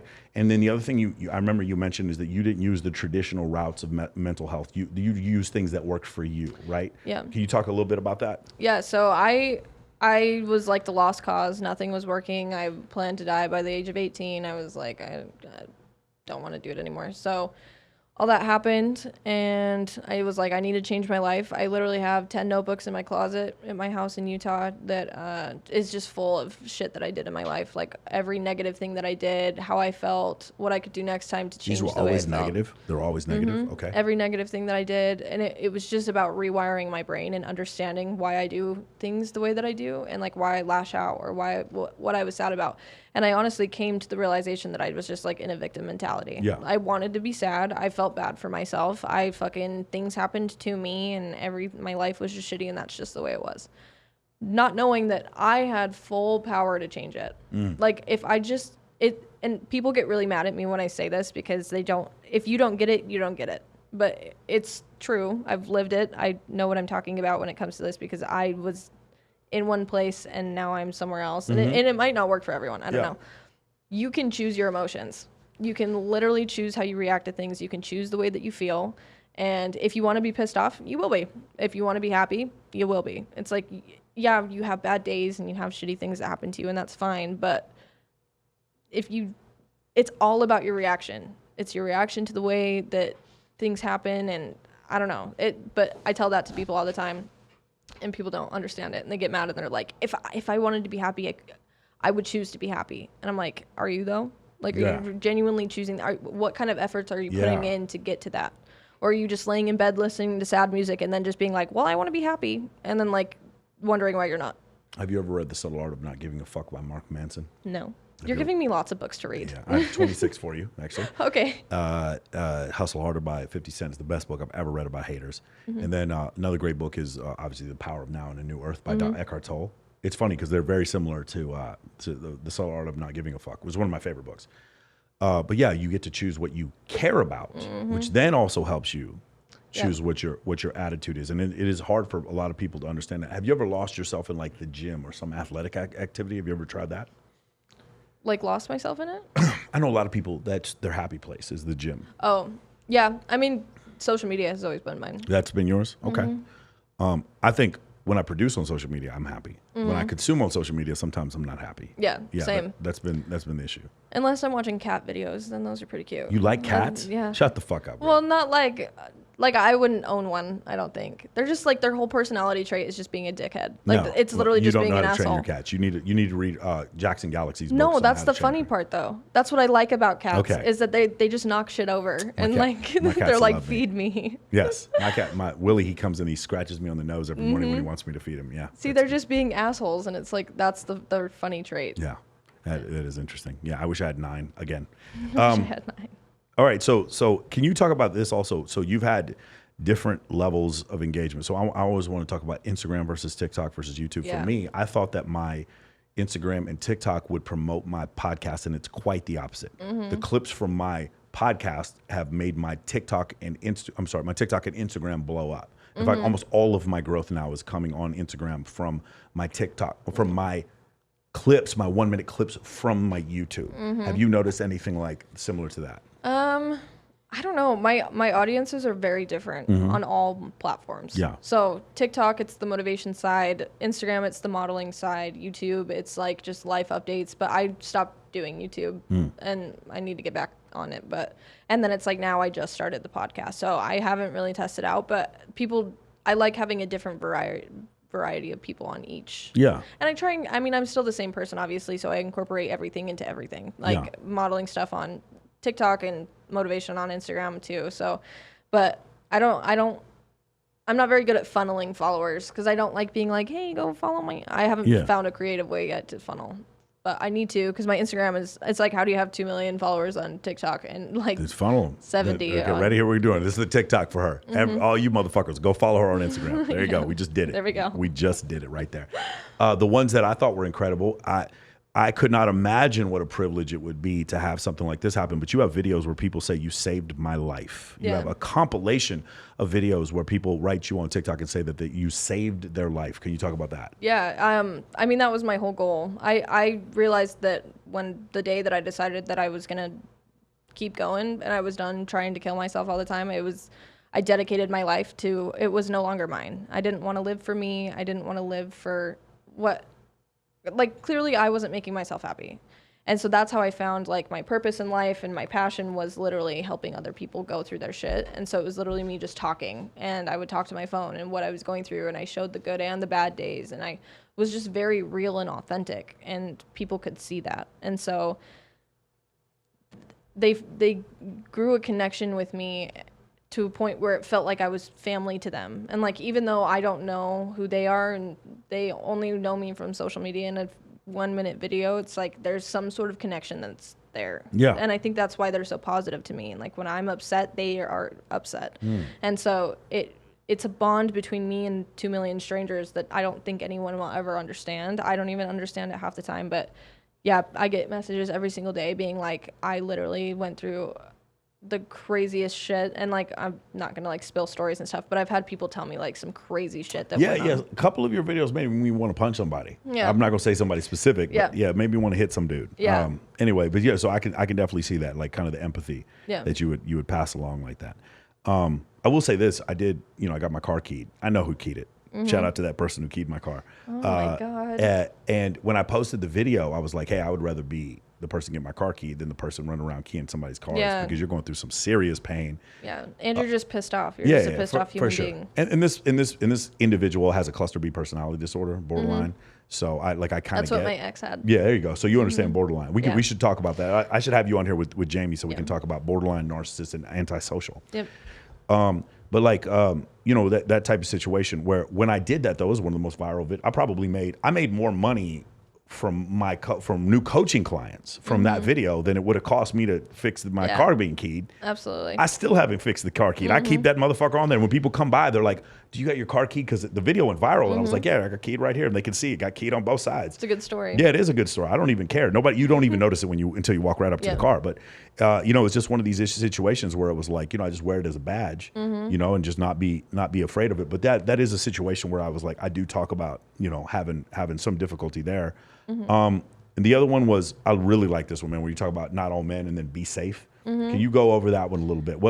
There was a not all men debate, and then something about when dudes say be safe. Yeah. So I am not a man hater. I feel like there's a lot of women on social media nowadays that are just like, fuck men, like they don't deserve anything, like they're just very, and nothing against them if that's what they believe, and like that's fine. But I'm not that way. So I'm never going to be against men or have a vendetta against men for literally no reason. I believe men are good. 99% of my friends are dudes, and so I have a different respect for men than most women, and I act like a dude pretty much. I don't know, but so I have a respect for men, but it pisses me off when they're like, it's not all men, or they're like, I don't know. And we as women know, like when we're talking about things, that it's not all men, but we have to group them into a category where we don't know which men are bad. It's like if I gave you, I don't even know, like weird scenario. Anyway, Here we go. I'm like so off topic. No. Like I put you in a lion's den, right? There's some friendly ass motherfucking. Well, no, lions. it's just the ADHD just kicked in, and then I was thinking of something, and now my brain is other places. But when guys tell women, a little sister, a girlfriend, a cousin, whatever, some girl that they care about, if they're going out in an outfit that they love and they're like, okay, be safe, who are you telling them to be safe from? Creepy ass dudes. Creepy dudes. It's not a fucking lion in the middle of downtown. Like, you're not, that men are the threat to women. And that's not saying that you are. We're not saying every guy is out to murder us. I wouldn't be here right now if I thought you were going to murder me. You know what I'm saying? I'm not consciously being like, every guy is going to kill me. We know that. But the chances of it being a guy, if we were to get harmed in a bar, chances of it being a guy, pretty fucking high. Yeah. It was funny because Dr. Bust talks about that at the end of the book. He did an interview with Lex Friedman, and he goes like, the number one like indicator about whether or not you're going to be violent is be male. If you are male, then you are most likely to be violent. Yeah. I don't have a problem with people saying that men are more violent. I just choose to not be violent. Exactly. You understand what I'm saying? And the thing is, I have been violent. I am a peaceful, like Wes Watson put it best. I am a peaceful man because I can be violent and choose not to be. Not because I am a limp-armed, hacky sack kicking motherfucker who's never been in a fight in my whole life. That guy chooses to be peaceful. He was already peaceful. He didn't choose anything. Yeah. Right? It's the other ones that choose to be. And again, those are the men who go and they go to Coronado and they go fight for you as Navy SEALs. Those are the motherfuckers who go to Parris Island and become Marines. Those are the guys who go to Maxwell Air Force Base and become airmen. Those are the guys who go out to like NAS Pensacola and become sailors. Yeah. Those are the guys who do that is because they could be violent and choose not to be. Yep. Those are the people that are willing to do that, to fight so that other people don't have to be violent. And so when I see that, I don't find that offensive whatsoever. Yeah. And the other thing is, I think most men are creepy too. Yeah. That's why I have a coaching program. Yep. Because I think the thing is with women, here we go, 10% of men get 60% of the right swipes on Tinder, and 43% of women get 60% of the right swipes on Tinder. And I think as a man, you have a choice to either complain about that situation and be one of those creepy dudes, or you can do something to change your situation, right? You can create that 7-figure business and choose to treat everyone with respect. And so you don't have that, you don't have that issue. And so, I mean, I thought that was a really interesting. You're right. That's why we are saying be safe. And that's the thing too, is I'm like, if the shoe doesn't fit, then why are you trying to wear it? Like, if you know that it's not about you, like if I'm talking shit on some dude about a characteristic that they have, and I'm like, even if I did say all men are shitty, if you know that you're not going to sit here and try and convince me that you're not. Right. If you know that you're not a shitty dude, why are you sitting here trying to do that? I literally have a Monday show I do called Why Men Are Trash. And it's so funny. I just have a bunch of girls lined up, and we just laugh. We laugh and laugh and laugh. So funny. We laugh. But yeah, I mean, there is that. I think where men do get frustrated, though, is, again, the woman who says, I really like men who are sapiosexual, and they date illiterate 6'5" guys who take steroids. We're very confused as men. It's just contradicting. Yeah, we're confused as men as what to do. Or again, when I've just like had the night of my life with the most like the biggest crush I've ever had, and then afterwards just like her telling me story of abuse after abuse after abuse, and just laying there next to her being like, wow, this is never going to work. Yeah. Nothing I can do Well, is ever and- going to make this work. And I don't even think that it's necessarily, because guys fool girls a lot in the beginning. Sure. So they rope them in, they get them attached. Love It's about bomb like 'em, yeah. love bombing shit. And I love the love bombing stage, but it never lasts. It never lasts. It's all fake. And so that's why like now I'm very careful about, I mean, my next relationship that I'm in, I'm going to be seeing them like consistently for 6 months before I commit. That's a good idea. I'm not like trying to commit to anyone. And it's because I'm so happy being alone. I don't want people coming in and fucking up my process. I'm cool with being alone forever. Have you ever been with someone and someone warned you about that person? Has that ever happened? Not that I've been with exclusively. No. But I tend to listen to people because Oh, I interesting. don't care to have people in my life. So it's like if I start seeing little shit, then I'm already like I That's, don't care. that's the second debate we're having besides the don't Mm-hmm. post them. I've found that when men tell on other men, it just ends badly every time. Mm-hmm. Like the girl doesn't I had this one girl, she was like, hey, what do you know about so-and-so? I was like, well, you should probably ask his last 3 exes. And she goes, oh no, he already told me they're all crazy. Oh, they're all crazy. All of them are. Okay, okay, my bad. There's a they're all common crazy. denominator And I'm like, here. if she already believes that lie, then what's gonna happen when I tell her? Yeah, he fucks up all their credit and he lies about how many Instagram followers he has. What do you want me to do? If Yeah. you're not gonna listen, right? So that's the other one. The third one, this has nothing to do with you, but this is the third one. I would love it if you would ask your friends this who do OF. The third question is this. Would you ever consider being in a monogamous relationship with one man and at the same time film with another man on OnlyFans and have absolutely no attachment to it whatsoever? You just film with him. Now you don't film OF stuff like that, so I don't. You're not. This question is irrelevant to you. Yeah. I am shocked at the number of women that are saying yes to this. that they would be okay with it. Yes, and then the next question is, would you tell your boyfriend?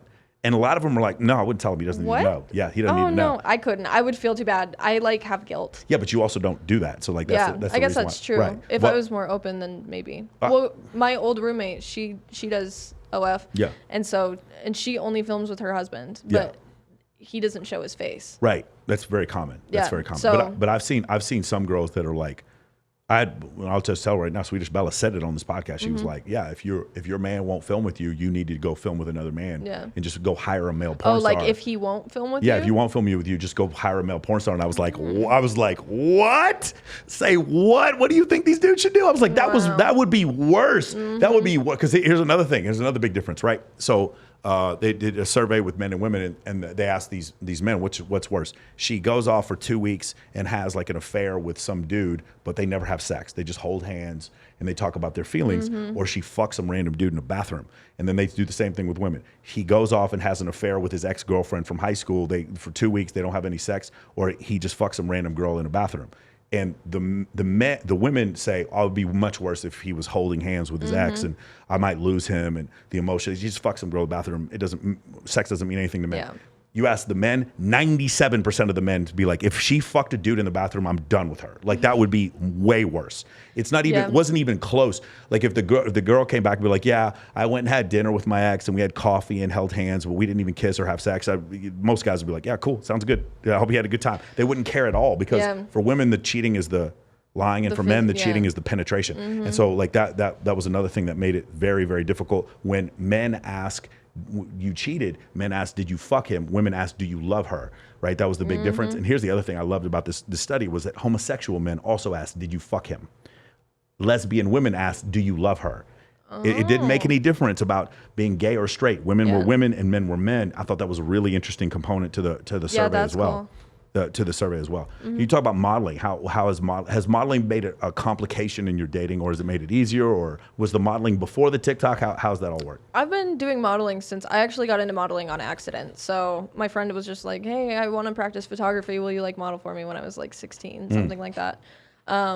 And so I was like, yeah, we did one photo shoot, and then all of a sudden photographers just started hitting me up. And I was like, okay. So then I started doing 2 shoots every single day for 6 months straight. I did 2 a day every single day. I didn't miss a day. I worked really hard at it, got like okay at it. And then I fell out of love with it. Like it just was like, you start noticing everything. So like now, if I knew everything that I knew now, I probably would have never gotten into it. Really? Why?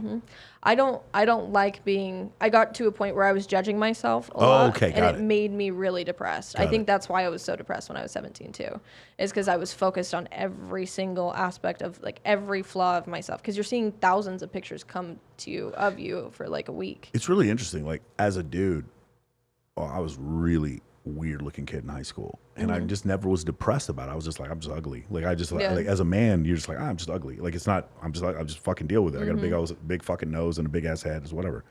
And as a woman, it's just so different because it's very difficult to just like, I'm just ugly. It doesn't, Yeah. you know what I'm saying? It sticks harder, and I understand why. But it's because men are very physical. Yeah, That's their exactly. first That's attraction. exactly right.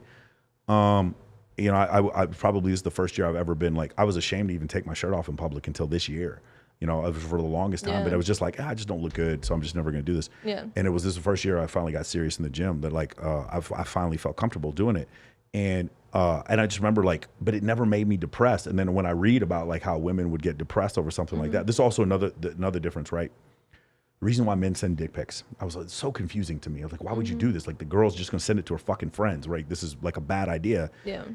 It's because decontextually, if a woman I barely know sends me pictures of her boobs, as a dude, we're just like, at the least, I'm not offended. I'm like, Yeah. oh, that was nice. You're like, oh, cool. Yeah, that's cool. At the most, I'm like, this is awesome. When can we meet up? Right. So because a decontextualized picture of your naked body part sent to me made me feel okay, I'll just do the same thing to you. And that's the problem is that, well, her attraction triggers could not be more different Yeah. than yours are. And so when you send this, you're using You're doing the opposite. you're imparting, you're projecting your male brain onto her as a female because you don't understand that. This is also a reason why dudes take a bunch of roids, get the fucking Patek watch in the car because they're like, well, women are only stimulated by physical things and money. I know some dudes legitimately think every girl is 10K away from fucking for money. And I'm like, that's not true, bro. No. But they think that because why? Because men, it's very quick. Their attractive triggers are very quick. So they think they project their male brain onto Yep. women. And that's the reason why they behave the way they Yeah, do. that was the thing. There was this guy when I first moved here. He was like hitting me up. He was talking to me all the time, and he plays poker. So he I was like, bet you anything I know who it is. anyway. So yeah, he You can say his name right now and I'll blank it out. I guarantee you I know who it is. Keep going. That would have been one of the 5 guesses I would have. okay, yeah. So him. Yeah. So he was like just trying to throw his money at me, and he was like, I'm willing to offer you the world. Like, why are you not reciprocating? And I didn't want to hang out with him, and it was because he was being so like. Like I have nothing else. Pushy. I have nothing else but this money Yeah, to give you. and Like that that's was what the it thing seems is like. like Yeah. I am so if I feel like pressured in any way or feel controlled, I don't care how much money you have to offer me. I don't care what you drive. I don't care who you are, what your status is. I will not fuck with you.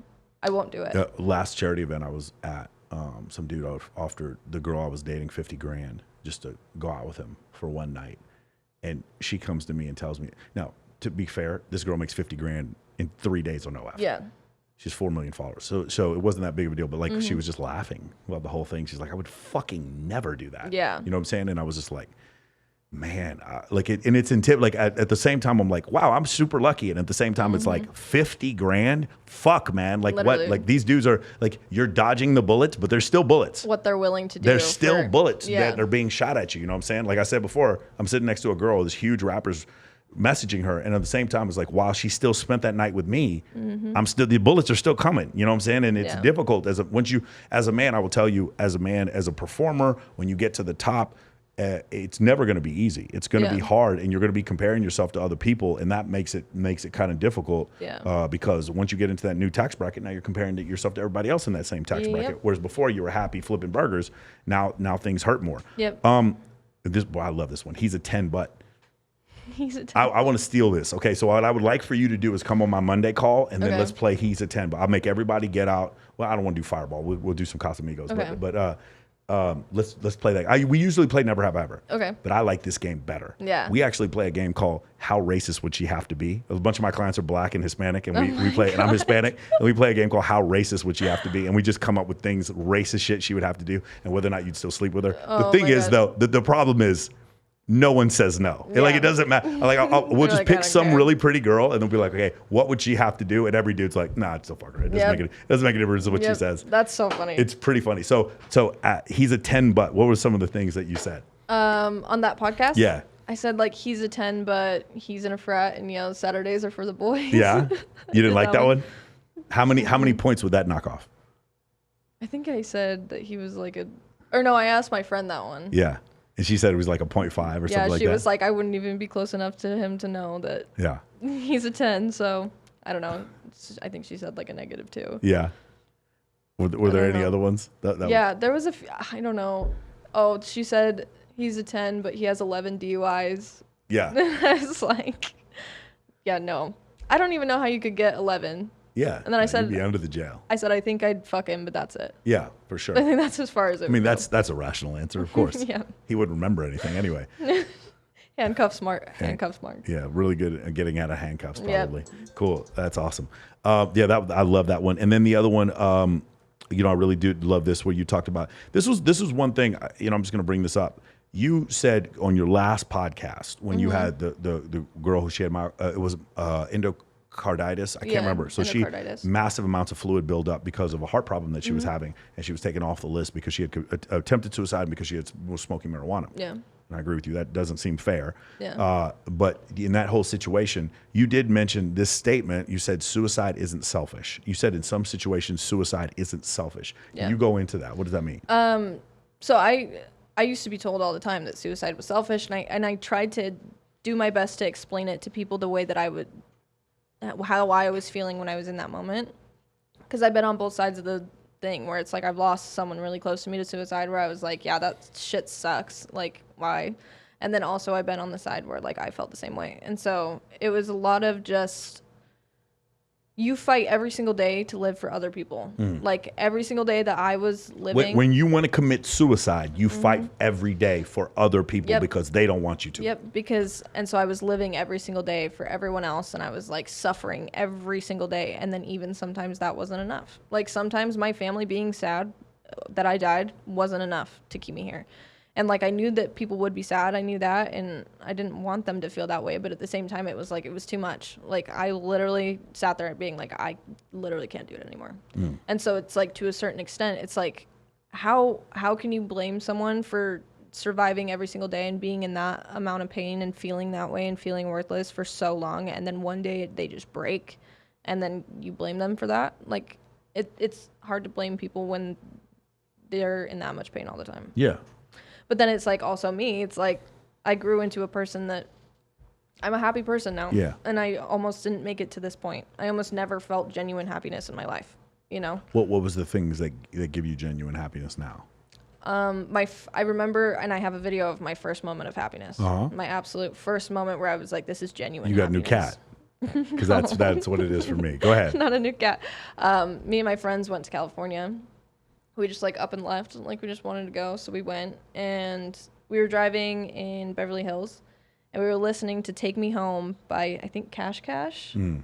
So that song, every single time I'm sad, I listen to it, and it like changes my mood because we were just driving down the street, windows down, palm trees everywhere, and I was like, I think 18, and I was like, the music was just super loud. We were all like dancing, having fun. And like, I was like, wow, this is genuine happiness. This is weird. So it wasn't even like big things. It was literally just like small moments that I remember that I was like, okay, and it gave me a little piece to hold on to. And then I just started doing more things like that where I was just having fun with my friends and laughing. And it was just, I changed my whole environment. I got rid of every shitty Right. person in my life. I got rid of every shitty situation. I cleaned up my circle, and now I only surround myself. So you recognize it was triggers, right? And those triggers cause. The thing for me is like, so I've had glimpses of what you're talking about where I was that depressed. There were days during the financial crisis, the Corona crash, where I was down 600, 'cause I work for a hedge fund. I was down 600 grand personally in a day, and just like calling my family and just like freaking out, Yeah. and not wanting to kill myself, but having this impulse of like, I would do anything to make this pain go away. Yeah. Anything to make this pain go away. You understand what I'm saying? Like, Yep. I was calling my friends for Xanax. I've never tried Xanax. I don't even know what the fuck Xanax is. Give me, you have some Xanax, whatever the fuck that is, right? Yeah. I was thinking about trying marijuana. I've never even tried marijuana before. You haven't? You live in Vegas. I know, I do. I know. You have to. I know. So, so I just remember those feelings of like, I would do anything to make this go away. So when you said that, like suicide isn't selfish, I would not want any of my friends to commit suicide. But Yeah. I also understand from that point of view, like being in that much pain, I do understand why that is, why that part would be very difficult, especially if Yeah. you couldn't turn it off, or if I had to live like that all the time. Yeah. I just don't know how. There was not 1 second in a day I didn't think about it. Wow. I literally obsessed over death. I would sit there in class and I would zone out, and I would just like sit there and think about ways to kill myself. Like it never turned off. obsessed over the thought of death. It's like scary, weird, but and like now I don't even think about it. But yeah, there was 10 years where I didn't go one day without being like, I could do that right now. Like that sounds nice. So, but it was just because my brain was so fucked up and I was obsessed with it. I was like, what happens when you die and how could I do this? And thinking out every strategic way of how to not fail so that the next time that I tried, it was perfect and it was right. And there was times where I attempted, I should have been dead. There's no fucking like explanation for why I'm alive. I should have been dead. I've escaped death so many times. That's crazy. Yeah. You know, you said you dealt with someone with borderline personality disorder. You ever dealt with somebody that you know they don't really want to die, but they're actually just trying to use it to get attention? Oh, absolutely. Yeah, and that's absolutely. I know one dude goes out in the country with a gun, pills, cuts his wrists, calls 911, takes the pills. What? And then motherfucker doesn't die. And I was telling his girlfriend, I was like, you understand he did this just to get you back. He wasn't trying to kill himself. The ex that was yelling at me on like the recording, you know, him. I told him, this is like a little story time. He was like actually fucking crazy. Yeah. But so this is how crazy he fucking was. This is how I'm 18. He's like 30, which is already like, probably shouldn't have done that, but you know, whatever. We got in a fight, whatever, and he would always come and drop stuff off at my house and like come and apologize to me. And I was like, I would take him back every time. And it was like this whole thing. And so one time I was like, I'm not doing it. Like, I'm not coming outside. I'm not getting the flowers that you left me. I'm not getting the note or the fucking gift card that you got. I'm not doing it. And I was like, you can go home. I'm done. And he was like, okay, fine. And so he leaves. He goes missing. No one can find him. They find him the next morning. He has no car, no shoes, no phone. He doesn't have his memory. He thinks it's the year 2011 and it was 2018. And he's like, doesn't remember his businesses, whatever. I walk in, he doesn't remember me. He doesn't remember the fight, nothing, literally. And he was like, I don't even know what happened. They found his car somewhere random. Everything's gone. And I was like, you don't remember me? And so he was like asking what the day was, like what had happened that led up to that. And I was like, well, we got in a fight. You said that you were going to leave and that I would regret not talking to you. And then I was like, and then you went missing. And then he was like, oh, so it sounds like it was your fault. So it was like this mind game of like this He thing. remembered all of it. He was just so he could blame you. So then he goes to a treatment center down like 3 hours away for 2 weeks. Yeah. And because his mom was like, you need to like go do all this stuff, whatever. He made his mom drive up 3 hours to do this. He goes back down, and then all of a sudden, his memory's back. He's fine. After I got back together with him. You know how like you can have an interaction with somebody that you care about, and there's like there's more neurochemical reactions that happen, just like you and your friend were playing a drinking game on your podcast the other day. If you have a cluster B personality disorder, so you're a sociopath, narcissism, or antisocial personality disorder, or borderline personality disorder. A lot of that's taken from you. Borderline is based in abandonment, right? Sociopathy, you're just lizard brain. There is no empathy or conscience whatsoever. And then with narcissism, there is a conscience, but the conscience is like, I don't understand why you're mad at me. You get to hang out with me. That's the greatest thing in the world. You should be happy because you get to spend time with me. I'm just here to make you happy by by making me happy. And when you deal with people like that, that fulfilling interaction between two human beings, it doesn't fulfill them. They don't, because they don't have a conscience, or they don't have empathy, so they can't have that fulfillment. So instead, this interaction becomes a chessboard. It becomes a chess game. Getting my mom to drive 3 hours, I win. I won this interaction. Getting my girl, that now blaming her for something, see this little chess move I made? I've won this chess game because now I'm able to manipulate the pieces on the board. That's what they have to do in exchange for the fact that they cannot feel normal empathetic reaction towards that fulfilling. The majority of the human existence is fulfilling interactions between one person and another. Even if you're at the fucking DMV or you're with your family for Thanksgiving, there's interactions, emotional interactions that you have with other people where you're reading facial expressions or you're feeling some kind of emotion. All of that is taken away from a sociopath. All of it. And so what they do instead is, like, you're just a salt shaker. You're just a pawn on the board. That's all you are, as an object to be used. And it's honestly sad. That's why it's hard to blame someone that's like that. I mean, obviously, it's impossible. Like, I mean, it's genetic. Yeah, like they can do horrible things to you, and it's like you still feel bad for them. For sure. Because it's not in their control. For sure. You know?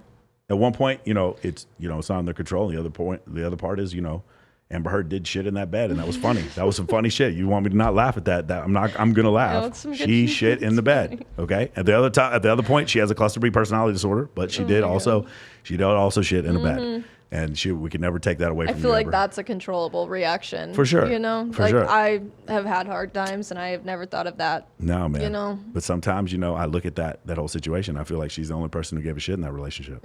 Stop it right now. Awesome. Stop it right Hey, now. where can people find you? Oh my God. TikTok, Instagram. My username is just Allie Harding. On Instagram, it has 2 G's. On TikTok, it has 1. Nice. Okay. Podcast, Yeah. Illest Minds Podcast. Very cool. I've lost several TikToks, so mine is now Michael Sartain Podcast.